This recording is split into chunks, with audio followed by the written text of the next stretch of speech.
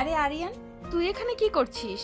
Invite করেছি বলে আমার শ্বশুর বাড়িতে চলে আসবি, তাও আবার আমার বাসর ঘরে। আরে ম্যাম আপনি? হ্যাঁ আমি। চোখ কি তোর কপালে নাকি? কোন রুমের দিকে কোন রুমে ঢুকতেছিস বুঝতে পারছিস না? এটা বউয়ের রুম, আর এই রুমে আজকে জামাই ছাড়া কারো আসা যাবে না। সরি ম্যাম, বুঝতে পারিনি। আমি এখনই বের হয়ে যাচ্ছি। বুঝি না, এদের একটু বাইরে দিলেই একদম মাথার উপরে চলে বসে ইনভাইট করেছে। আমাদের বাড়িতে চলে এসেছে, আমার শ্বশুর বাড়ি, তাও আবার আমার বাসর ঘরে। অদ্ভুত, কে জানে আমার জামাইটা কই দিয়ে ঘুরতেছে। এত সময় পার হয়ে গেল, এতক্ষণেও রুমে আসেনি। আরিয়ান রুম থেকে বের হয়ে কি অবাক হয়ে ভাবছে, কি হলো এটা? আমি রুম থেকে কেন বের হয়ে আসলাম?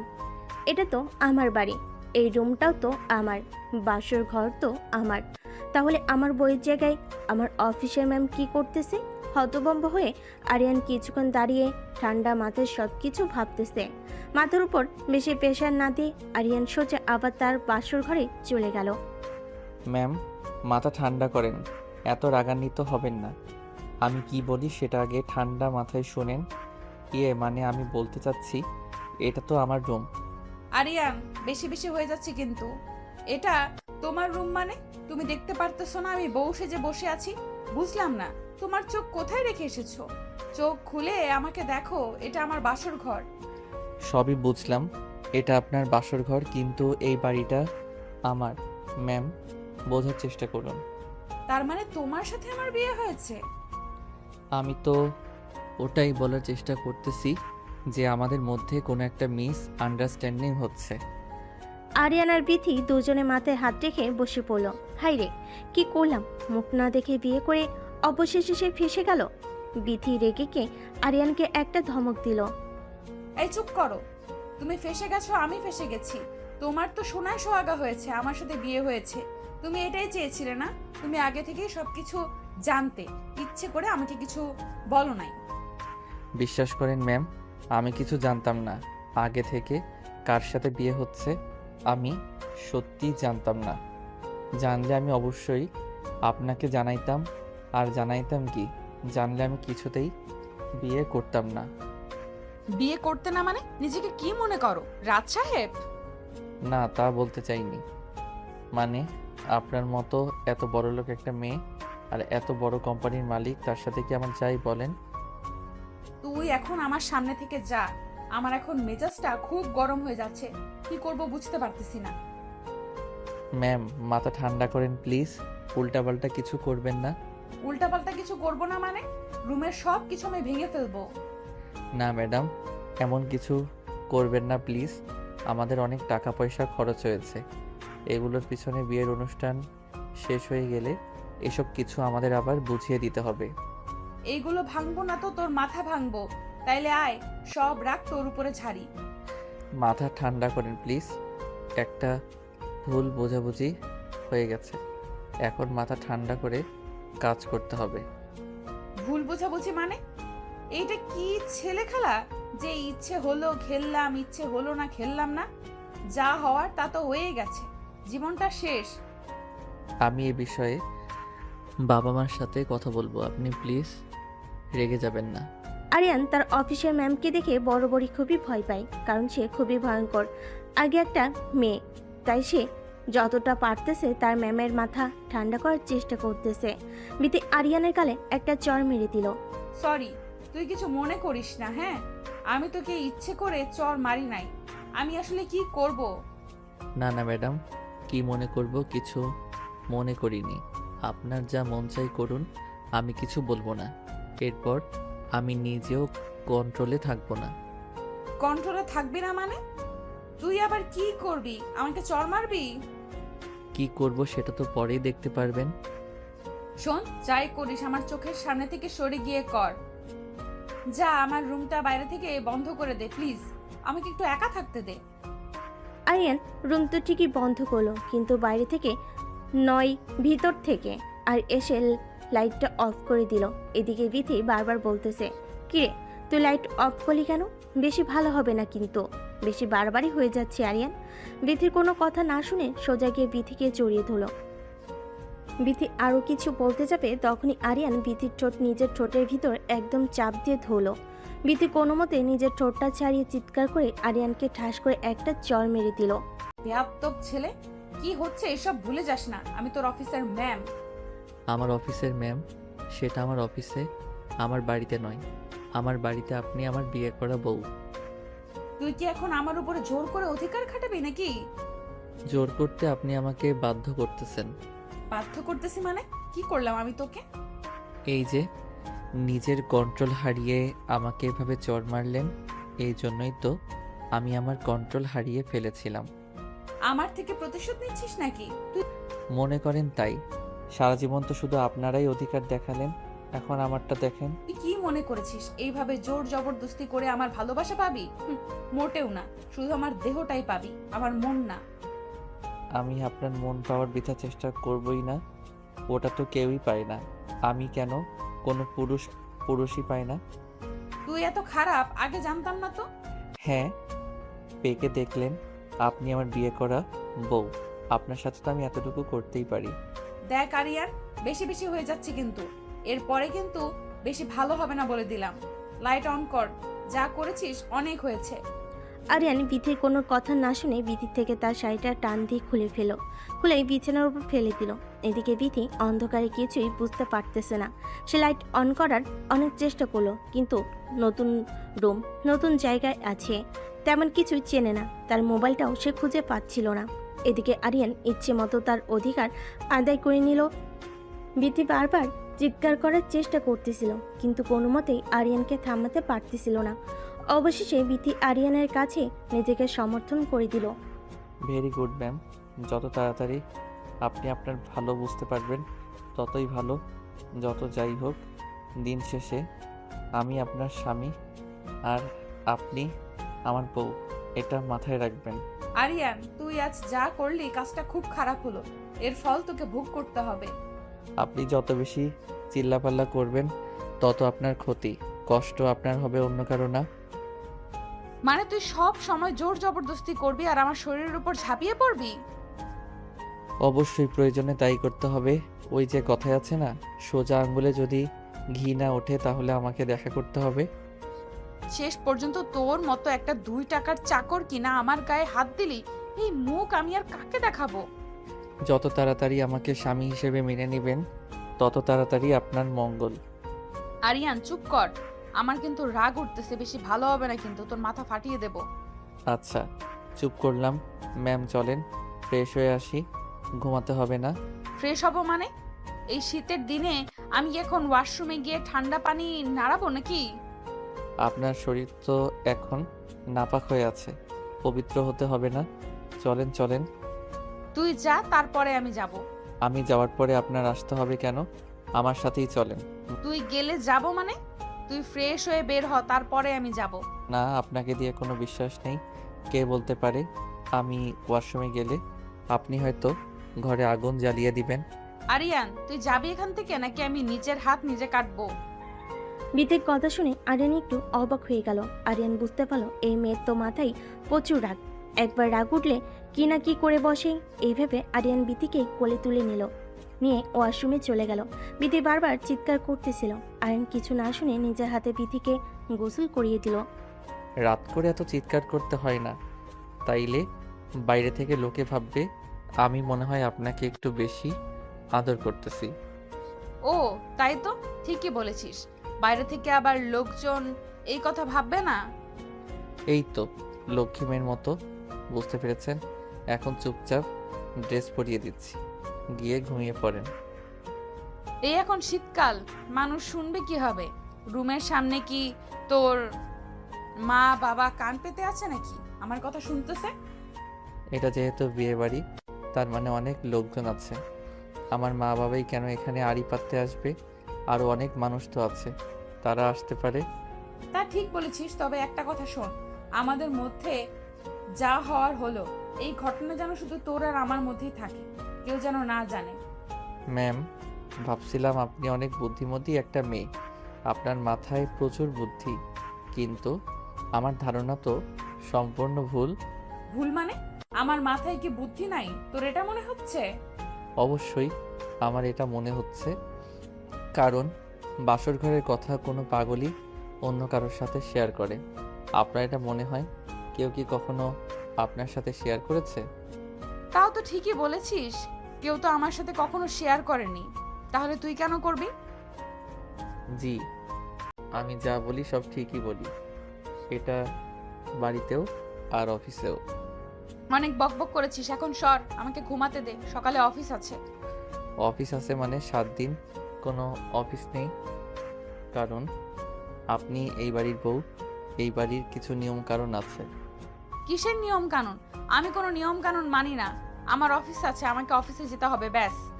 অফিস তো আমারও আছে, আমিও কি যাব? তোর মতো বেয়াদ্দপকে আমি আমার অফিসে রাখবো না। কাল গিয়ে তোর সাসপেন্ড লেটার পাঠিয়ে দেব। তা ঠিকই বলেছেন, অনেক দিন অফিস করলাম, কী লাভ? এখন তো অফিসের বস আমার বউ, আমার অফিস না করলেও চলবে। লিমিট ক্রস করবি না।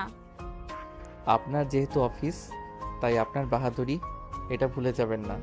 বাড়িটা কিন্তু আমার, আর আপনাকে আমার বাড়িতে আসতে হবে। সো আমার বাড়িতে আমার বাহাদুরি চলবে। তোরে থাপড়ায় আমি সোজা করে দিব।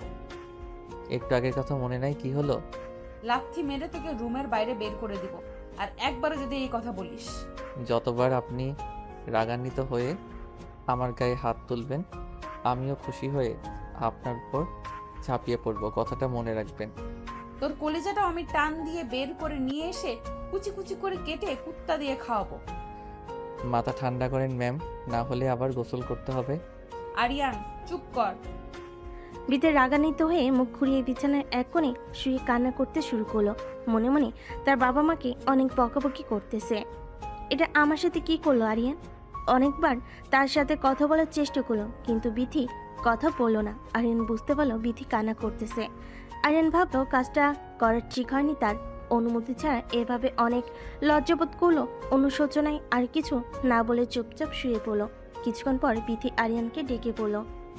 আরিয়ান, ঘুমাইছিস নাকি? শোন, না না, ঘুমাই নাই, বলেন কি বলবেন। তোর রুমে কোলবালিশ আছে, আমার কোলবালিশ ছাড়া ঘুম হয় না। রাতে কিছুতেই ঘুমাতে পারতেছি না। না ম্যাম, আমার রুমে তো কোলবালিশ নেই, আমি তো কোলবালিশ নিয়ে ঘুমাই না, তাই কোলবালিশও রাখি না রুমে। কোলবালিশ রাখিস না তো কি হয়েছে? আমার এখন কোলবালিশ লাগবে, কোত্থেকে নিয়ে আসবি? নিয়ে আয়, যা। সরি ম্যাম, এটা আপনার অফিস নয় যে আপনি যখন যা চাইবেন সাথে সাথে এটা আপনার কাছে পেয়ে যাবেন। এটা আমার বাড়ি, আমি এখন বলেছি কোলবালিশ নাই, তার মানে নাই। আরিয়ান, আমি তোর বাড়ি আছি বলে তুই আমাকে এভাবে অপমান করতে পারিস না। কোলবালিশ নাই তো এত রাতে আমি কোত্থেকে কোলবালিশ নিয়ে আসবো বলেন? তা আমি কি সারা রাত জেগে থাকবো? ঘুমানোটা আমার খুব দরকার, আমার খুবই মাথা ব্যথা করতেছে। শুধু কি মাথা ব্যথাই করতেছে, অন্য কিছু ব্যথা করতেছে না? আরিয়ান, তুই কিন্তু বেশি বেশি কথা বলতেছিস। আমি কিন্তু এরপরে কি করে ফেলবো এটা আমি নিজেও জানি না। বিথি এই কথা শুনে আরিয়ান বিথিকে শক্ত করে জড়িয়ে ধরল। বিথি বারবার চালানোর চেষ্টা করতেছিল আর বারবার বলতেছিল, তুই এত খারাপ চরিত্রে, এতে সমস্যা। আমি একটা মেয়ে মানুষ বলে আমার দুর্বলতার সুযোগ নিয়ে তুই বারবার আমার সাথে এরকম করতে পারিস না। তুই কিন্তু আমাকে জোর জবরদস্তি করতেছিস। কোনো কথাতে যখন কাজ হচ্ছিল না, ঘাড়ে কামড় দিল। আরিয়ান চিৎকার করে বিথিকে ছেড়ে দিল। বিছানা থেকে লাফ দিয়ে উঠে বলল, লাইট অন করে দেখালো তার ঘাড় দিয়ে রক্ত বের হচ্ছে। রেগে গিয়ে আরিয়ান, তুই কি মানুষ না ডাইনি? এটা কি করলি? এত জোরে কেউ কামড় দেয়? হায় হায়, আল্লাহ, রক্ত বেরোচ্ছে। এটা কাকে বিয়ে করলাম আমি? এ তো দেখি একটা আস্ত ডাইনি। রাগারাগি করে আরিয়ান রুম থেকে বের হয়ে বারান্দায় গিয়ে শুয়ে পড়ল। বিথিও রুমে একা একাই শুয়ে থাকলো। আর রাতটা তাদের এভাবে পার হয়ে গেল। পরের দিন সকালে ঘুম থেকে উঠে আরিয়ান রুমে এসে দেখলো রুমের দরজা এখনো খোলা হয়নি। রাগান্বিত হয়ে আরিয়ান বিথিকে ডাকতে শুরু করলো। ভিতর থেকে তখন দরজা খুলে দিলে আরিয়ান রাগান্বিত হয়ে বলল, দরজা খুলতে কেউ এত সময় নাই? রুমের ভিতরে একা একা কি করতেছেন? কি আর করবো, নিজের শোক পালন করতেছিলাম। শোনেন, বাড়িতে অনেক মানুষ, লক্ষ্মী বউয়ের মতো রেডি হয়ে বাইরে যান। আমি তো লক্ষ্মী বউ না, বাইরে যেতে পারবো না। আচ্ছা, রুমেই থাইকেন। অনেক ধন্যবাদ, আমাকে তুই এখন একা ছেড়ে বাইরে যা, এই রুমে আসবি না প্লিজ। মানে কি আমি রুমে আসবো না? তাহলে তোর রুমে তুই থাক আর আমার জন্য আলাদা একটা রুম ঠিক করে দে। আমার বাড়িতে এক্সট্রা কোনো রুম নেই, যেটা আমার রুম ওটাই আপনার রুম, চুপচাপ মানিয়ে নিন। শোন, আমি রেডি হয়ে এখন অফিসে যাব। কাল রাতে বললাম না কথা কানে যায় নাই, 7 দিন কোনো অফিস হবে না। তুই পারলে আমাকে আটকে দেখা। আপনার সাহস থাকলে আপনি রুম থেকে বের হয়ে তো দেখান। বিথি ওয়াশরুমে গিয়ে অফিসের ড্রেস পরে অফিসে যাওয়ার জন্য বের হতে লাগলো। আরিয়ান রাগান্বিত হয়ে বিথির হাত ধরে টানতে বিছানার উপর ফেলে দিল। বিথি আরিয়ানকে চড় মারতে যাবে, তখনই আরিয়ান বিথির 2 হাতের ভিতর তার 2 হাত দিয়ে বিথিকে শক্ত করে ধরলো। বুঝতে পারতেছিল এখন কিছু একটা হবে, তাই বিথি বারবার বলতেছিল ঠিক আছে আমি অফিসে যাব না আরিয়ান। বিথির কোনো কথা না শুনে বিথির শরীর থেকে তার অফিসের ড্রেস টেনে খুলে দিল। বিথি রেগে গিয়ে, আরিয়ান, তোর কতদিনের শখ ছিল আমার শরীরটা ভোগ করার? কোনোদিনই শখ ছিল না। কাল রাত থেকে তো দেখতে পারতেছি কথায় কথায় আমার উপর ঝাঁপিয়ে পড়তেছিস। যেমন কুকুর তেমন মুগুর, কথা না শুনলে এভাবে শায়েস্তা করতে হবে। শুয়োরের বাচ্চাকে করবে আমাকে শায়েস্তা? হ্যাঁ, তোর এত পাওয়ার কি নিয়ে শুনি? ওইটা আমি এখন কেটে দিব। কি? ঠিক শুনেছিস, তোর ওইটা কেটে দেওয়ার পর দেখবো তোর এত এনার্জি আসে কোথা থেকে। আমার এটা কেটে দিলে আপনার কি হবে?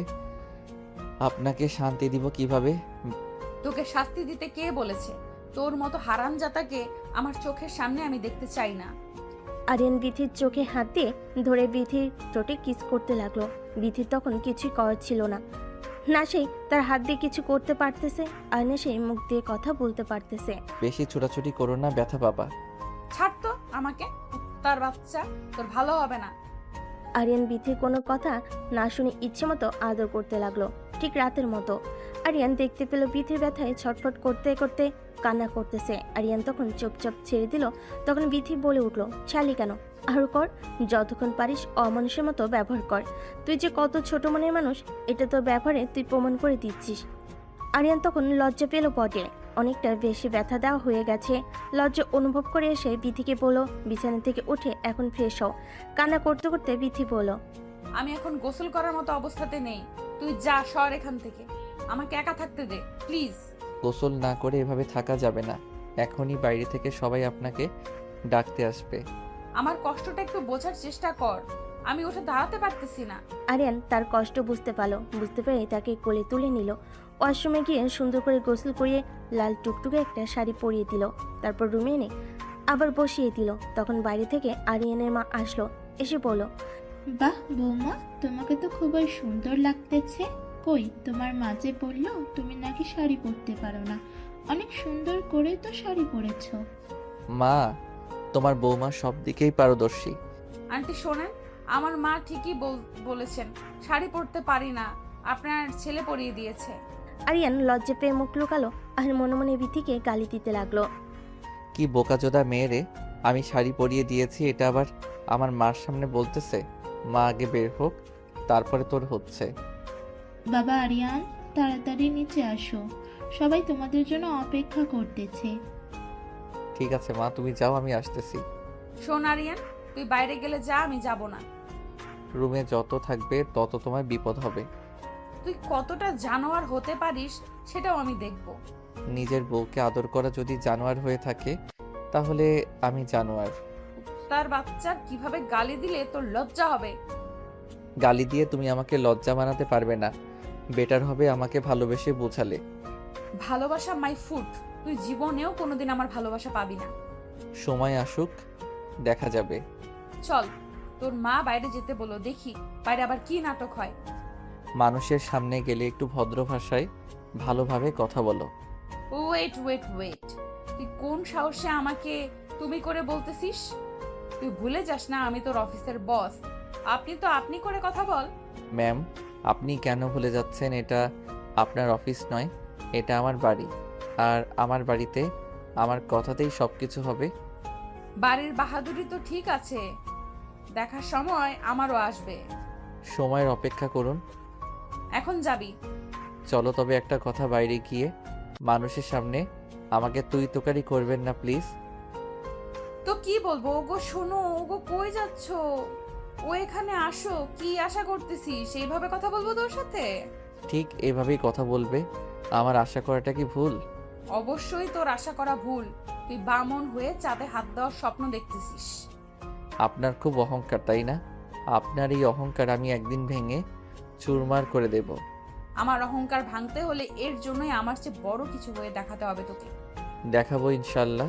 কথা শেষ করে তিথি রুম থেকে বের হয়ে নিচে চলে গেল। নিচে আসতে সাজানোটা অনেক সুন্দর ছিল। সবে বিথির অনেক প্রশংসা করতেছিল। আরিয়ানের অনেক ছোট বোন ছিল, তারাও এসে জিজ্ঞেস করতেছিল রাতটা কেমন গেল। বিথি রাগান্বিত হলো, তবে তার রাগটা কন্ট্রোল করলো আর সবাইকে হাসি মুখে বলল, হ্যাঁ রাতটা সুন্দর ছিল।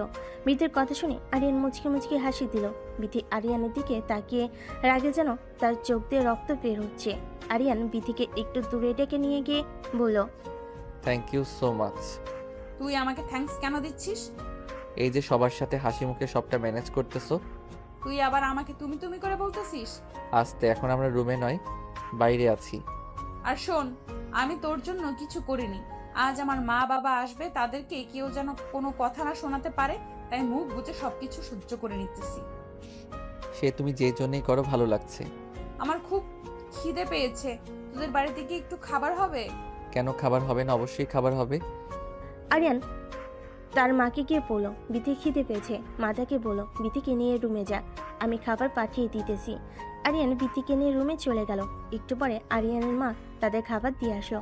বিথি তখন তার হাতের দিকে তাকিয়ে দেখলো তার হাত দুটো অনেক ব্যথা। সে হাত দিয়ে খাবার খেতে পারবে না, তাই সে আরিয়ানকে বলল একটা চামচ নিয়ে এসে দিতে। সে হাত দিয়ে খাবার খেতে পারবে না। এটা শুনে আরিয়ান, চামচ লাগবে কেন? আমি আছি না। তুই আসছিস মানে? আমি আছি মানে কি আমি খাইয়ে দেব? আরিয়ান, তুই কিন্তু বাড়াবাড়ি করতেছিস। একটু বোঝার চেষ্টা করো। বাইরে যদি আমি এখন চামচের জন্য যাই, তাহলে সবাই সন্দেহ করবে যে আমাদের মধ্যে সম্পর্কটা হয়তো ভালো নেই। তখন তো তোমার মা বাবাকেই কথা শোনাবে। আরিয়ানের কথা শুনে বিথি আর কোনো কথা না বলে চুপচাপ বসে রইল। আরিয়ান তাকে খাবার মুখে তুলে খাওয়াচ্ছিল। তখনই বিথির মা বাবা তাদের রুমে আসলো। বিথি তার মাকে দেখে দৌড়ে গিয়ে জড়িয়ে ধরল। বিথির বাবা এসে আরিয়ানের হাতে হাত রাখলো আর আরিয়ানকে বলল যে তোমাদের মধ্যে সবকিছু স্বাভাবিক কি আছে? আরিয়ান মনে মনে ভাবছে, স্বাভাবিক নাই। ডাইনি একটা মহিলাকে কলা কৌশলে আমার ঘাড়ে ঝুলিয়ে দিয়েছেন। এখন তো সব কিছু ভুগতেছি আমি। বিথিমা বিথিকে জিজ্ঞেস করলো, মা সব কিছু ঠিক আছে তো? কিভাবে সবকিছু ঠিক থাকবে? তোমরা এটা কি করলে আমার সাথে? কি করলাম মানে? কি করলে মানে বুঝতে পারতেছো না? তোমরা জেনে শুনে আমার অফিসের একটা এমপ্লয়ের সাথে আমাকে বিয়ে দিয়ে দিলে। এটা আমাকে জানানোর প্রয়োজন মনে করলে না? ছি ছি, এভাবে কথা বলতে হয় না। এখনো তোমার স্বামী, এটা ভুলে যেও না। আমি এটা তোমাদের থেকে আশা করিনি মা। মা বাবা যা করে সন্তানের ভালোর জন্যই করে, এটা ভুলে যেও না। এখানে তোমরা আমার কি ভালো দেখলে? এখানে আমার কি ভালো হচ্ছে? এখানে তোমার সবটাই ভালো। দিব্যি তো এসে দেখলাম কত সুন্দর আরিয়ান বাবা তোমাকে খাবার খাইয়ে দিচ্ছিল। শুধুমাত্র একটু খাবার খাইয়ে দিচ্ছিল, এটার জন্য এটা ভেবে নিও না তোমার মেয়ে সুখে আছে। প্রথমে কোনো কিছুই স্বাভাবিক থাকে না, আস্তে আস্তে সব কিছু স্বাভাবিক হয়ে যায়। বিথির মায়ের কথা শুনে বিথির বাবা আরিয়ানকে যে বলল, বাবা তুমি কি আমার মেয়েকে কষ্ট দিচ্ছ? আর মেয়েটা বলতেছে সে সুখে নেই। আমি কিন্তু আমার মেয়েকে তোমার হাতে তুলে দিয়েছি তার মুখে হাসি দেখার জন্য, তার মুখে কষ্ট দেখার জন্য না। তখন আরিয়ান বলল, আঙ্কেল, সবকিছু ম্যানেজ করতে একটু সময় লাগবে। তাদের কথা শুনে বিথি বলল, ওর হাতে তুলে দিয়েছো মানে বাবা, তার মানে আরিয়ান আগে থেকে সবকিছু জানতো? না, আরিয়ান কোনো কিছুই জানতো না আগে থেকে। যাই বলো বাবা, আমি তোমাদের কোনো দিনও ক্ষমা করতে পারবো না। কেন ক্ষমা করতে পারবা না? কি হলো? কোনো ভুল তো দেখতেছি না এখানে। সামান্য 2 টাকার স্যালারির একটা চাকরের সাথে তুমি আমাকে আমার বিয়ে দিয়েছো, আবার বলতেছো কোনো ভুল দেখতে পারতেছো না? বিথি, ভুলে যেও না ও তোমার স্বামী। এখন সম্মান দিয়ে কথা বলো। আর ওর সম্মান মানে তোমার সম্মান, এটা ভুলে যেও না। কিসের স্বামী বাবা? কিসের স্বামী? ওকে আমি স্বামী বলে কখনো মানি না, আর না কোনোদিন মানবো। এই আরিয়ানকে নিয়ে তুমি একদিন গর্ব করবে, এই কথাটা আজ আমি বলে দিলাম। এই কথা বলে বিথির বাবা আরিয়ানকে বলল, কি বাবা, আমার কথা রাখতে পারবে তো? আমার মেয়ের এই অহংকার তোমাকে ভাঙাতে হবে, তোমাকে দেখিয়ে দিতে হবে তুমি ওর থেকে ভালো কিছু হতে পারো। কি পারবে তো? বিথির বাবার কথা শুনে আরিয়ান বলল, ইনশাল্লাহ আঙ্কেল। অবশ্যই আমি পারবো, তাও খুব তাড়াতাড়ি। চামড়ার মুখ তো অনেক কিছুই বলা যায়। তোমাদের সকলকে আমি প্রমিস করলাম খুব তাড়াতাড়ি বিতির থেকে ভালো কিছু হয়ে দেখাবো। যেদিন দেখতে পারবি সেই দিন এইসব কথা বলিস, যেদিন দেখাতে পারবি সেই দিন এইসব কথা বলিস। তোর মুখে এইসব কথা মানাচ্ছে না। আচ্ছা, অনেক কথা হয়েছে আঙ্কেল আন্টি, আপনারা বসেন। আমার মা বাবাকে নিয়ে তোকে এত ভাবতে হবে না, আমার মা বাবাকে আমি দেখে নেব। ঠিক আছে, তোমার মা বাবা এসেছে, তুমি কি তাদের দেখাশোনা করবে?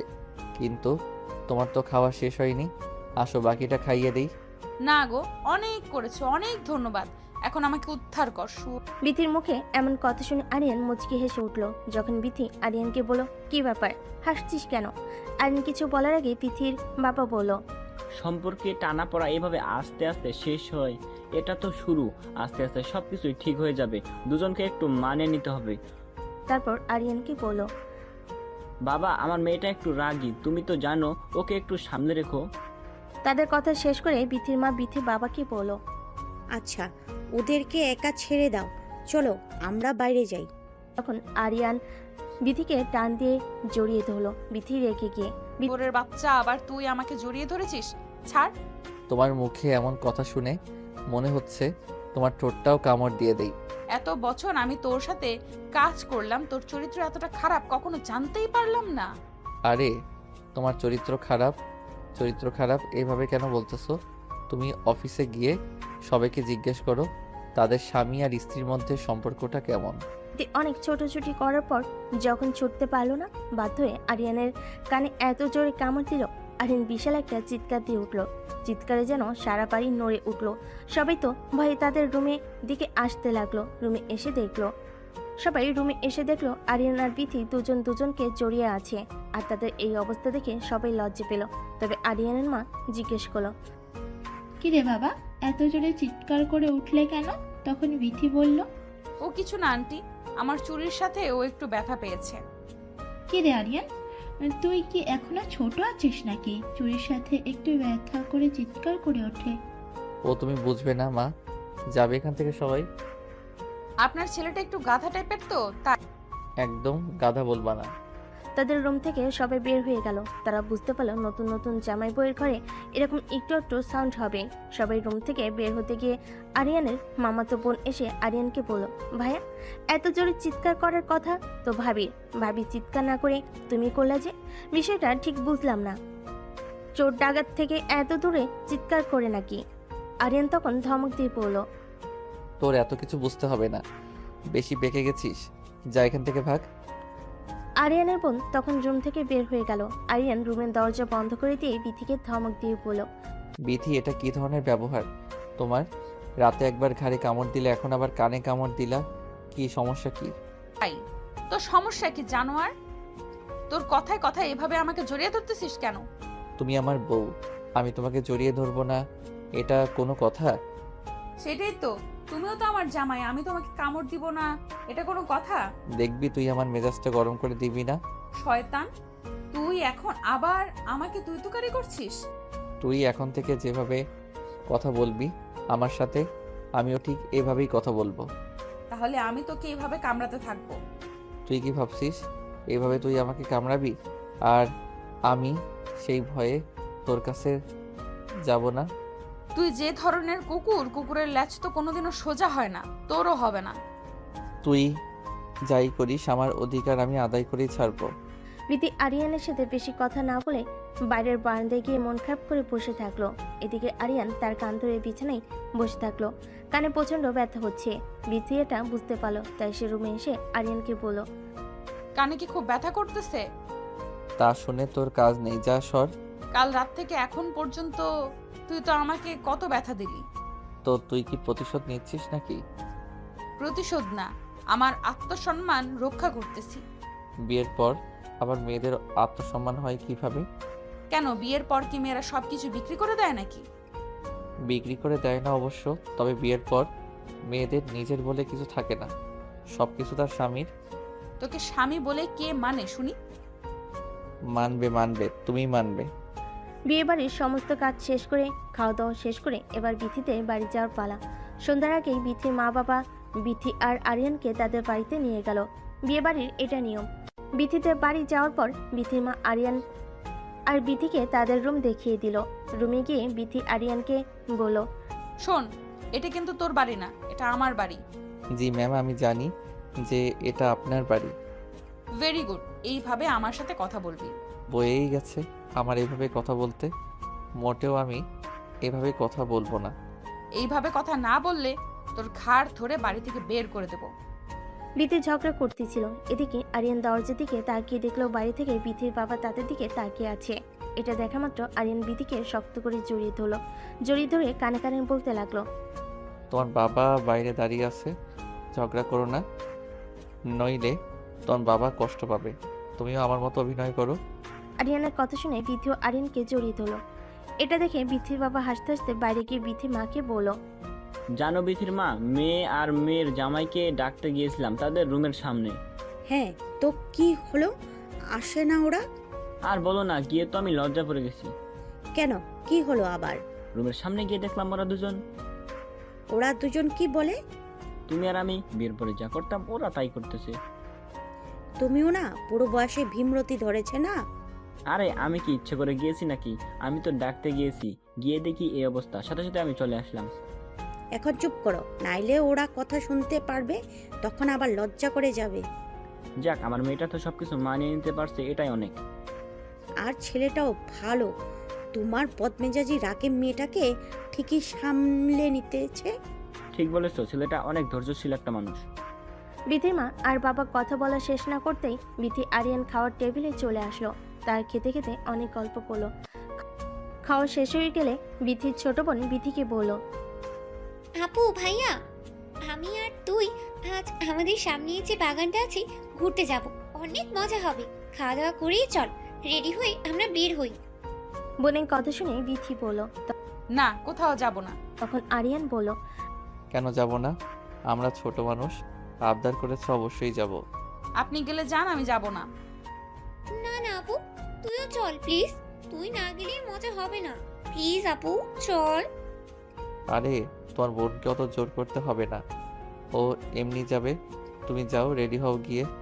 আরিয়ানের মুখে এমন কথা শুনে বিথি আরিয়ানকে রুমে নিয়ে এসে বলল, তুই বেশি পাকনা হয়ে গেছিস, তাই না? তোকে কে এত বাল পাকনা কথা বলতে বলেছে? তুই যা ঘুরতে, আমি কোথাও যাব না। আর শোন, আমার বিষয়ে বেশি নাক গলাবি না। ভাগ্যিস আমার মা বাবা ছিল, তাই তোকে কিছু বললাম না, নইলে কানের নিচে একটা ঠাস করে চড় মেরে দিতাম। বিথির এই কথা শুনে আরিয়ান বলল, সে তুমি চর মারবে না কি করবে এটা তোমার ব্যক্তিগত ব্যাপার, তবে একটা কথা মাথায় রেখো, যতবার চর মারবে ততবার কিন্তু কতবার কি কি করবি তুই?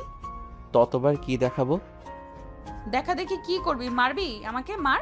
না না, কি বলো এসব?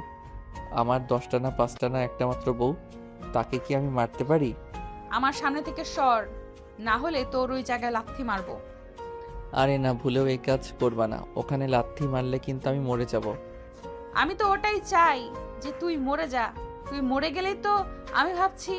ওইটাই তো মেয়েদের একমাত্র শান্তির জায়গা। তুমি তোমার ভালো বুঝতে পারতেছো না।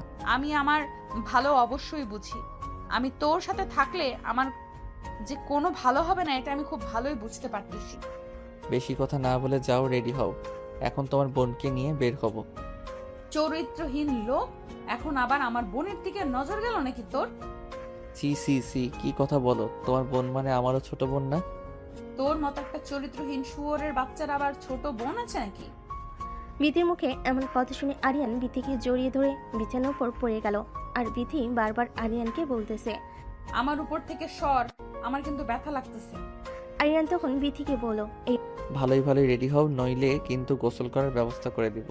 এই অবস্থায় বিথির বোন রেডি হয়ে তাদের রুমে আসলো। এসে দেখলো তারা দুজন বিছানার উপর শুয়ে আছে। বিথির গায়ের উপর আরিয়ানকে দেখে বিথির বোন লজ্জা পেয়ে রুম থেকে বের হয়ে গেল। তখন আরিয়ান বিথিকে বলল, এখন বলো, ভালোই ভালো রেডি হইবা কিনা? কতবার বললাম রে ভাই, আমি যাব না, তুই যা। ঠিক আছে, আমিও যাব না। দাঁড়া, দরজা বন্ধ করে দিয়ে আসি। দরজা বন্ধ করবি মানে? মানে বোঝো না তুমি? না গেলে আমিও কোথাও যাব না। আর দরজা বন্ধ করে দিয়ে আসি। যাবি না, ঠিক আছে। এখানে দরজা বন্ধ করার সাথে কি সম্পর্ক? লুডো খেলবো তোমার সাথে, আর দরজা খোলা রেখে খোলা যাবে না। লাথি খাওয়ার আগে এখান থেকে যা, আমাকে রেডি হতে দে, আমি রেডি হতে চাই। এই তো লক্ষ্মী বইয়ের মতো কথা, যাও রেডি হয়ে আসো। রেডি হয়ে তারা তিনজন ঘুরবার জন্য বের হলো। বাগানটা খুবই সুন্দর ছিল, চারিদিকে ফুলের গাছ, ওয়েদারটা সুন্দর ছিল। তখন বিথিকে বলল, আপনি তোর আর ভাইয়া ছবি তুলে দিই। এই কথা শুনে বিথি বলল, দেখ আমার কিন্তু এখন মেজাজ উঠতেছে ঘুরতেছে, আসার বায়না ধরেছিলি, ঘুরতে এসেছি, এখন আমি ছবি তুলতে পারবো না। আপু এমন করিস কেন, একটু ছবি তো ওঠা প্লিজ। বললাম নাম সব, উঠবো না, তুইও যা। আরে বাদ দাও, তোমার বোনকে এত জোর করতে হবে না, এসো তুমি আর আমি ছবি উঠি। আরিয়ানের কাছে এমন কথা শুনে বিথি ভাবলো, ওর তো চরিত্রের সমস্যা আছে, ওবার আমার বোনের সাথে ছবি উঠবে না। বাবা আমি চাই, গিয়ে ছবি তুলেই বোনকে গিয়ে বলো, নে আমি এসেছি, আমাদের ছবি তোল। কি রে আপু, একটু আগেই না ছবি উঠবে না ছবি উঠবে না বলে খুব রাগ দেখালি, আর এখন যেই ভাইয়া বলেছে ভাইয়া আর আমি ছবি উঠাবো, তখনই তুই এসে বলতেছিস তুই ছবি উঠাবি। তোমার বোন আসলে জেলাস হচ্ছে, তার জামাই অন্য একটা মেয়ের সাথে ছবি উঠবে, বিষয়টা কেমন দেখায় না? হচ্ছে তো সেরকমই। কি রে আপু, তুই কি তোর জামাইয়ের পাশে তুই ছাড়া কাউকে সহ্য করতে পারতেছিস না নাকি? উফ, তোরা থামবি, আমার রাগ হচ্ছে কিন্তু এখন, আমি কিন্তু চলে যাব এখান থেকে। আরে না না না, সরি, আর কেউ আপনার রাগ উঠাবে না, এখন নেন ছবি উঠি। নে তোরা পাশাপাশি দাঁড়া। নে দাঁড়িয়েছি, এখন তোল। এই আবার কেমন দাঁড়ানো, আশেপাশে একটু তাকিয়ে দেখ ওরা কিভাবে ছবি উঠাইতেছে, একে অপরকে জড়িয়ে ধরে হাত ধরে কত সুন্দর সুন্দর করে ছবি উঠতেছে, আর তোরা মাঝখানে আকাশ পাতাল ফাঁকা রেখে দুজন দাঁড়িয়ে আছিস। ঠিকই তো বলেছে ও, তুমি এত দূরে দাঁড়িয়ে আছো কেন? আমার কাছে আসো। একদম আমার কাছে আসার চেষ্টাও করবি না। এটা কি ধরনের অসভ্যতা বিথি? বাইরে বের হয়েও তুমি এরকম ব্যবহার করবে? তুই যদি বেশি বাড়াবাড়ি করিস তাহলে দেখবি আমি কি করে পাবলিক ডেকে নিয়ে এসে তোকে গণধোলাই খাওয়াবো। বুঝলাম না তো, বাড়ি থেকে বের হওয়ার সময়ও দেখলাম দুজন খুব জোরাজোরি করতেছ, বাড়ি থেকে বের হয়ে আবার কি হলো? আসলে তোমার আপু না বাড়ি থেকে বের হতে চাইনি, সারাদিন আমাকে নিয়ে রুমে থাকতে চাইছিল, আমি জোর করে নিয়ে আসলাম, তাই রাগ হয়েছে আর কি। ভাইয়া এই কাজটা কিন্তু তুমি ঠিক করো নাই। আরিয়ান তুই কিন্তু বেশি বেশি বলতেছিস। আরিয়ান বিথির হাত ধরে বিথিকে জড়িয়ে ধরে বিথির বোনকে বলো, নাও এবার ছবি তোলো। বিথির বোন তাদের অনেক সুন্দর সুন্দর কিছু ছবি তুলে দিল। তারপরে তারা একটু ঘোরাঘুরি করে বাড়িতে ফিরে আসলো। বাড়িতে ফিরে আসার পর আরিয়ান বিথির বাবাকে ডেকে বলো, আঙ্কেল বাড়িতেও যাইতে হবে, এবার অফিসে ছুটি নিয়েছিলাম, ছুটিও শেষ, তাহলে আমাদের ব্যবস্থা করেন। হ্যাঁ বাবা, কালকে তোমরা চলে যেও। চলে যাব মানে? আমি কোথাও যাব না বাবা। কোথাও যাবে না মানে? তোমার স্বামীর বাড়ি ওইটাই এখন থেকে তোমার নিজের বাড়ি। ওটা আমার বাড়ি হতে যাবে কেন? এইটা আমার নিজের বাড়ি। সরি, এটা তোমার নিজের বাড়ি নয়, এখন থেকে তোমার স্বামীর বাড়ি তোমার নিজের বাড়ি, এ বাড়িতে তোমার কোনো জায়গা নাই। তুমি এত বড় কথা বলতে পারলে বাবা আমাকে? কষ্ট হলেও কথা এটাই সত্যি। তার বাবার এরকম অপমানজনক কথা শুনে বিথি রাগান্বিত হয়ে আরিয়ানের হাত ধরে টানতে টানতে রুমে নিয়ে গেল। রুমে গিয়ে আরিয়ানকে বলল, তাড়াতাড়ি জিনিসপত্র গোছা, তোর বাড়িতে যাবো, এই বাড়িতে আমি আর এক মুহূর্তও থাকবো না। এই কথা শুনে আরিয়ান বলল, আরে তুমি রাগ করতেছো কেন? তোমারই তো বাবা। আরিয়ান মেজাজটা গরম করিস না, তুই যাবি কিনা যাবি না? যাবো না কেন? অবশ্যই যাব, চলো রেডি হও। রেডি হয়ে তারা বিথির বাড়ি থেকে আরিয়ানের বাড়িতে আসলো। আরিয়ানের বাড়িতে আসার পর আরিয়ানের মা আরিয়ানকে জিজ্ঞেস করলো, কি রে বাবা, এত তাড়াতাড়ি চলে আসলি যে, কোনো সমস্যা হয়েছে কি? না না, কোনো সমস্যা হয়নি, তোমার বৌমা নাকি এই বাড়িতে থাকতে ইচ্ছে করতেছে না। কি বলিস বাবা, বাবার বাড়িতে গেছে আর থাকতে ইচ্ছে করতেছে না কেন? ওই বাড়িতে আমার সাথে সময় কাটাতে পারতেছে না তো ঠিক মতো, তাই। ও আচ্ছা, বুঝতে পেরেছি। আচ্ছা বাবা, রুমে যা। রুমে গিয়ে বিথি রেগে আরিয়ানকে বলল, তোর মায়ের কাছে মিথ্যে বললি কেন? তোর সাথে আমি সময় কাটানোর জন্য ও বাড়িতে চলে আসলাম। আরিয়ান তখন বলল, এই কথা না বলে কি বলতাম যে তুমি ঝামেলা করে চলে এসেছো, তোমার মাথার ভিতরে দেখে কিছুই নেই, গোবর আছে শুধু, বলদ একটা। শোন, আমি ঘুমাইলাম, কাল সকাল থেকে অফিস আছে। ঘুমাও, আমি ফ্রেশ হয়ে আসতেছি, আমিও ঘুমাবো। তুইও ঘুমাবি মানে? চুপচাপ নিচে ঘুমা। আরে না, নিচে আমার ঘুম ধরে না। তাহলে তুই উপরে থাক, আমি নিচে ঘুমাচ্ছি। না, তোমাকে নিচে ঘুমাতে হবে না, থাক, আমি ঘুমাবো না। বিথি বিছানার উপরে আর আরিয়ান নিচে শুয়ে পড়ল। লাইট অফ করে দিল তারা। দুজনে ঘুমিয়ে পড়েছে। হঠাৎ করে বিথির চিৎকার দিয়ে উঠল। চিৎকার শুনে আরিয়ান, কি ব্যাপার, এত চিৎকার করে উঠেছো কেন? আগে লাইট অন কর তাড়াতাড়ি। কি হয়েছে এবার বলো। কিরে, ঘুমের ঘোরে হঠাৎই আমার মনে হলো যেন আমার গায়ের উপর দিয়ে কিছু একটা বিড়বিড় করতেছে। আমি নিচে ঘুমাচ্ছি, আমার গায়ের উপর দিয়ে কিছু বের করতেছে না। তুমি উপরে ঘুমাইছো আর তোমার গায়ের উপর দিয়ে বের করতেছে আজাইরা কথাবার্তা রাত করে। বিশ্বাস করা, মিথ্যা কথা বলতেছি না। বুঝলাম মিথ্যা বলতেছো না, কিন্তু কই কিছুই তো আমি দেখতে পারতেছি না। এখানেই ছিল, চলে গেছে হয়তো। হ্যাঁ ভালোই হয়েছে, এখন যাও ঘুমাও। লাইট অফ করিস না, অনই থাক আজ। আচ্ছা অফ করলাম না, এবার ঘুমাও। আরিয়ান নিচে গিয়ে ঘুমিয়ে পড়ল। একটু পরে বিথি দেখলো বিছানার উপর আরশোলা হাঁটতেছে। এটা দেখার সাথে সাথে বিথি চিৎকার দিয়ে লাফ দিয়ে নিচে নেমে আরিয়ানকে শক্ত করে জড়িয়ে ধরল। আরিয়ান ভয় পেয়ে বলে উঠল, আরে কি হয়েছে, এভাবে নিজে থেকে আমাকে জড়িয়ে ধরছো যে? আমার বিছানার উপর আর শোলা। কোথায় আসলা দেখি, কই এখানে তো কিছুই নেই। এইখানেই ছিল, বিশ্বাস কর। আমি নিজের চোখে দেখলাম, এখান থেকে হাঁটাহাঁটি করতেছে। শুধু তুমি দেখলে হবে, আমাকে তো দেখতে হবে। কই দেখছি, আমাকে দেখাও। সত্যি তো, এখানেই তো ছিল, কই গেল? এমনি বললেই তো হয়, তোমাকে ছাড়া আমার ঘুম ধরতেছে না, আমাকে জড়িয়ে ধরতে ইচ্ছে করতেছে। তা না বলে এত বাহানা করতে হবে কেন? শোন, আমার তোকে জড়িয়ে ধরার কোনো ইচ্ছে নেই, কিন্তু সত্যি এখানে আসলে ছিল। আচ্ছা এখন তো নেই, এখন যাও ঘুমাও, আমাকে ঘুমাতে দাও। না, আমি আর ওখানে ঘুমাবো না, আমি এখানেই ঘুমাবো। আচ্ছা তুমি এখানে ঘুমাও, তাহলে আমি উপরে গেলাম। উপরে যাইবা মানে? উপরে যেতে হবে না, তুই আমার সাথে ঘুমা। সত্যি আমি তোর সাথে ঘুমাবো? হ্যাঁ ঘুমাগা, শুধু ঘুমাবি, ঘুমাতে বলছি। এর মানে এই নয় যাতে উল্টাপাল্টা কিছু একটা করবি। আরে না, কি যে বলো, কি করব? আসলে দেখে আমার খুব ভয় লাগে। আচ্ছা এখন তো আমি আছি, আসলে দেখলে মেরে ফেলবো নি, তুমি ঘুমাও। শোন, তুই ঘুমাস না প্লিজ, আগে আমি ঘুমাই, তুই জেগে থাক। মানে কি তুমি ঘুমাইবা আর আমি জেগে জেগে তোমাকে পাহারা দিব? এত রাতে এমন করিস না প্লিজ, আগে আমি ঘুমাই। আল্লাহ কি মুসিবতে পড়লাম। ঠিক আছে ঘুমাও, জেগে আছি। আরিয়ানকে জাগিয়ে রেখে বিথি ঘুমিয়ে পড়ল। ঘুমন্ত বিথিকে দেখতে এত সুন্দর লাগতেছে। আরিয়ান মুগ্ধ হয়ে বিথির দিকে তাকিয়ে আছে। তাকিয়ে থাকতে থাকতে হঠাৎ লাইটটা অফ করে দিয়ে আরিয়ান বিথির ঘাড়ে তার মাথাটা রাখলো। বিথির হাতের ভিতর তার হাতটা দিল। বিথির গলায় নিচ দিয়ে আরিয়ান তার ঠোঁটের আলতো পরশ দিল। বিথি বুঝতে পারলো আরিয়ান তার শরীরে স্পর্শ করতেছে। বুঝতে পেরেও সেও কিছু বলতে পারতেছিল না। আরিয়ান আস্তে আস্তে বিথির সারা শরীর কিস করলো। বিথির তখন ঘুম ভেঙে গেল। আরিয়ানকে জিজ্ঞেস করলো, আরিয়ান কি করছো এটা? তোমার না আমাকে পাহারা দেওয়ার কথা? পাহারাই তো দিচ্ছি তোমাকে।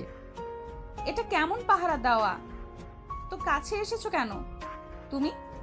তুমি এতটা বেশি সুন্দর, তোমার দিকে তাকিয়ে থাকতে নিজেকে আর কন্ট্রোল করতে পারলাম না। তুমি কি আমাকে ভালোবাসো? খুব বেশি ভালোবাসি। তাহলে আসো, আমার আরো কাছে আসো। আরিয়ান বিথির আরো অনেকটা বেশি কাছে গেল। সারা রাত্রি তাকে অনেক আদর করলো। দুজন মিলে অনেক এনজয় করলো। সকালে ঘুম থেকে উঠে বিথি দেখলো তার শরীরে কোনো জামা কাপড় নেই। আরিয়ানের গায়েও কোনো জামা কাপড় নেই। অগোছালো হয়ে আছে রুমটা। বিথি দেখে অবাক হয়ে গেল। এটা কি হয়েছে রাতে? কি হয়েছে আমার সাথে? এসব ভেবে সে অনেক কান্না করতে শুরু করলো। তখন আরিয়ান জেগে গিয়ে বিথিকে জিজ্ঞেস করলো, কি ব্যাপার বিথি, সকাল সকাল এভাবে কান্না করতেছো কেন? কান্না করবো না মানে? তুই কি করছিস রাতে আমার সাথে? কই কি করেছি? কিছুই তো করিনি। কিছু করিসনি? তাহলে আমার শরীরের জামা কাপড় কোথায় গেল? আর তুই এইভাবে আমাকে জড়িয়ে ধরে আছিস কেন? আরে মনে নেই তোমার, আগে তুমি আমাকে কাছে টানলে তাই তো আমি তোমার কাছে গেলাম। দেখো, একদমই মিথ্যা অপবাদ দিবে না আমাকে। আমি কখনোই তোমাকে আমার কাছে টানি নাই। টেনেছো? তোমার মনে পড়তেছে না হয়তো, মাথা ঠান্ডা করে মনে করো, দেখো মনে পড়ে যাবে। আমি আসলে দেখে ভয় পাই, তাই তোকে একটু জেগে থাকতে বলেছিলাম। আর তুই আমার সুযোগের সদ্ব্যবহার ওইভাবে নিলি। দেখো বিথি, যা হয়েছে আমাদের মধ্যে তোমার ইচ্ছাতেই হয়েছে। ও এখন আমার ইচ্ছেতে হয়েছে না? বুঝেছি, এখন তোমার মাথা ঠিক নেই, তাই তুমি এসব উল্টাপাল্টা কথা বলতেছো। যা উঠে ফ্রেশ হও, আমাদের আজ অফিসে যেতে হবে। বিথি বিছানা থেকে উঠে গোসল করে ফ্রেশ হয়ে অফিস ড্রেস পরে রেডি হলো। আরিয়ান রেডি হলো। তার দুজনেই সকালে নাস্তা করে অফিসে যাওয়ার জন্য বের হলো। অফিসে যাওয়ার পর সবাই বিথি আরিয়ানকে কনগ্রাচুলেশন জানালো। তাদের বিয়ের জন্য সবাই আরিয়ানকে বলতেছিল কায়দা করে অফিসে বসকে বিয়ে করে বউ বানিয়েছে আলী। সবার মুখে এমন কথা শুনে বিথির প্রচুর রাগ হচ্ছিল। রাগান্বিত হয়ে তার চেয়ারে গিয়ে বসলো। বসে বসে ভাবতেছিল কিভাবে আরিয়ানকে শাস্তি দেওয়া যায়, কিভাবে সাহায্য করা যায়। ভাবতে ভাবতে বিথি আরিয়ানকে ডেকে পাঠালো। ডেকেছো আমাকে? শুয়োরের বাচ্চা, তুই কাকে নাম ধরে ডাকিস আর আমাকে তুমি তুমি করে বলতেছিস যে? সাহস তো তোর কম না? বিথি, অফিসে অনেক মানুষজন আছে, তাদের সামনে তুমি এ কি ব্যবহার করতেছো?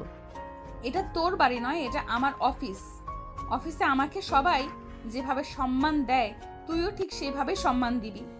বিথি, এই কথাটা তুমি আমাকে ভালোভাবে বলতে পারতে। এভাবে ডাক ছেড়ে সবার মধ্যে বলার কিছু ছিল না। কেন, তোর লজ্জা হচ্ছে নাকি? 2 টাকার ফকিন্নির বাচ্চা অফিসে আসলে এরকম কথা হজম করতেই হবে। ম্যাম, আপনি কিন্তু বেশি বেশি বলতেছেন। ঠিক এইভাবে গলা নিচু করে আমার সাথে কথা বলতে। আচ্ছা ম্যাম, আর কিছু কি বলবেন নাকি আমি এখন যাব? যাবে মানে? তোকে কি যেতে বলেছি? যা, আমার জন্য চা নিয়ে আয়। আমি চা করব কেন? চা করার কি মানুষ নেই অফিসে? হাজার হলেও তুই আমার সম্পর্কে স্বামী হোস না। আজ থেকে তোকে আমি আমার পার্সোনাল অ্যাসিস্ট্যান্ট বানালাম। সরি ম্যাম, আমি আমার যোগ্যতায় এই চাকরি পেয়েছি, আপনার পার্সোনাল অ্যাসিস্ট্যান্ট হওয়ার জন্য নয়। বেয়াদব, তুই আবার মুখে মুখে কথা বলিস।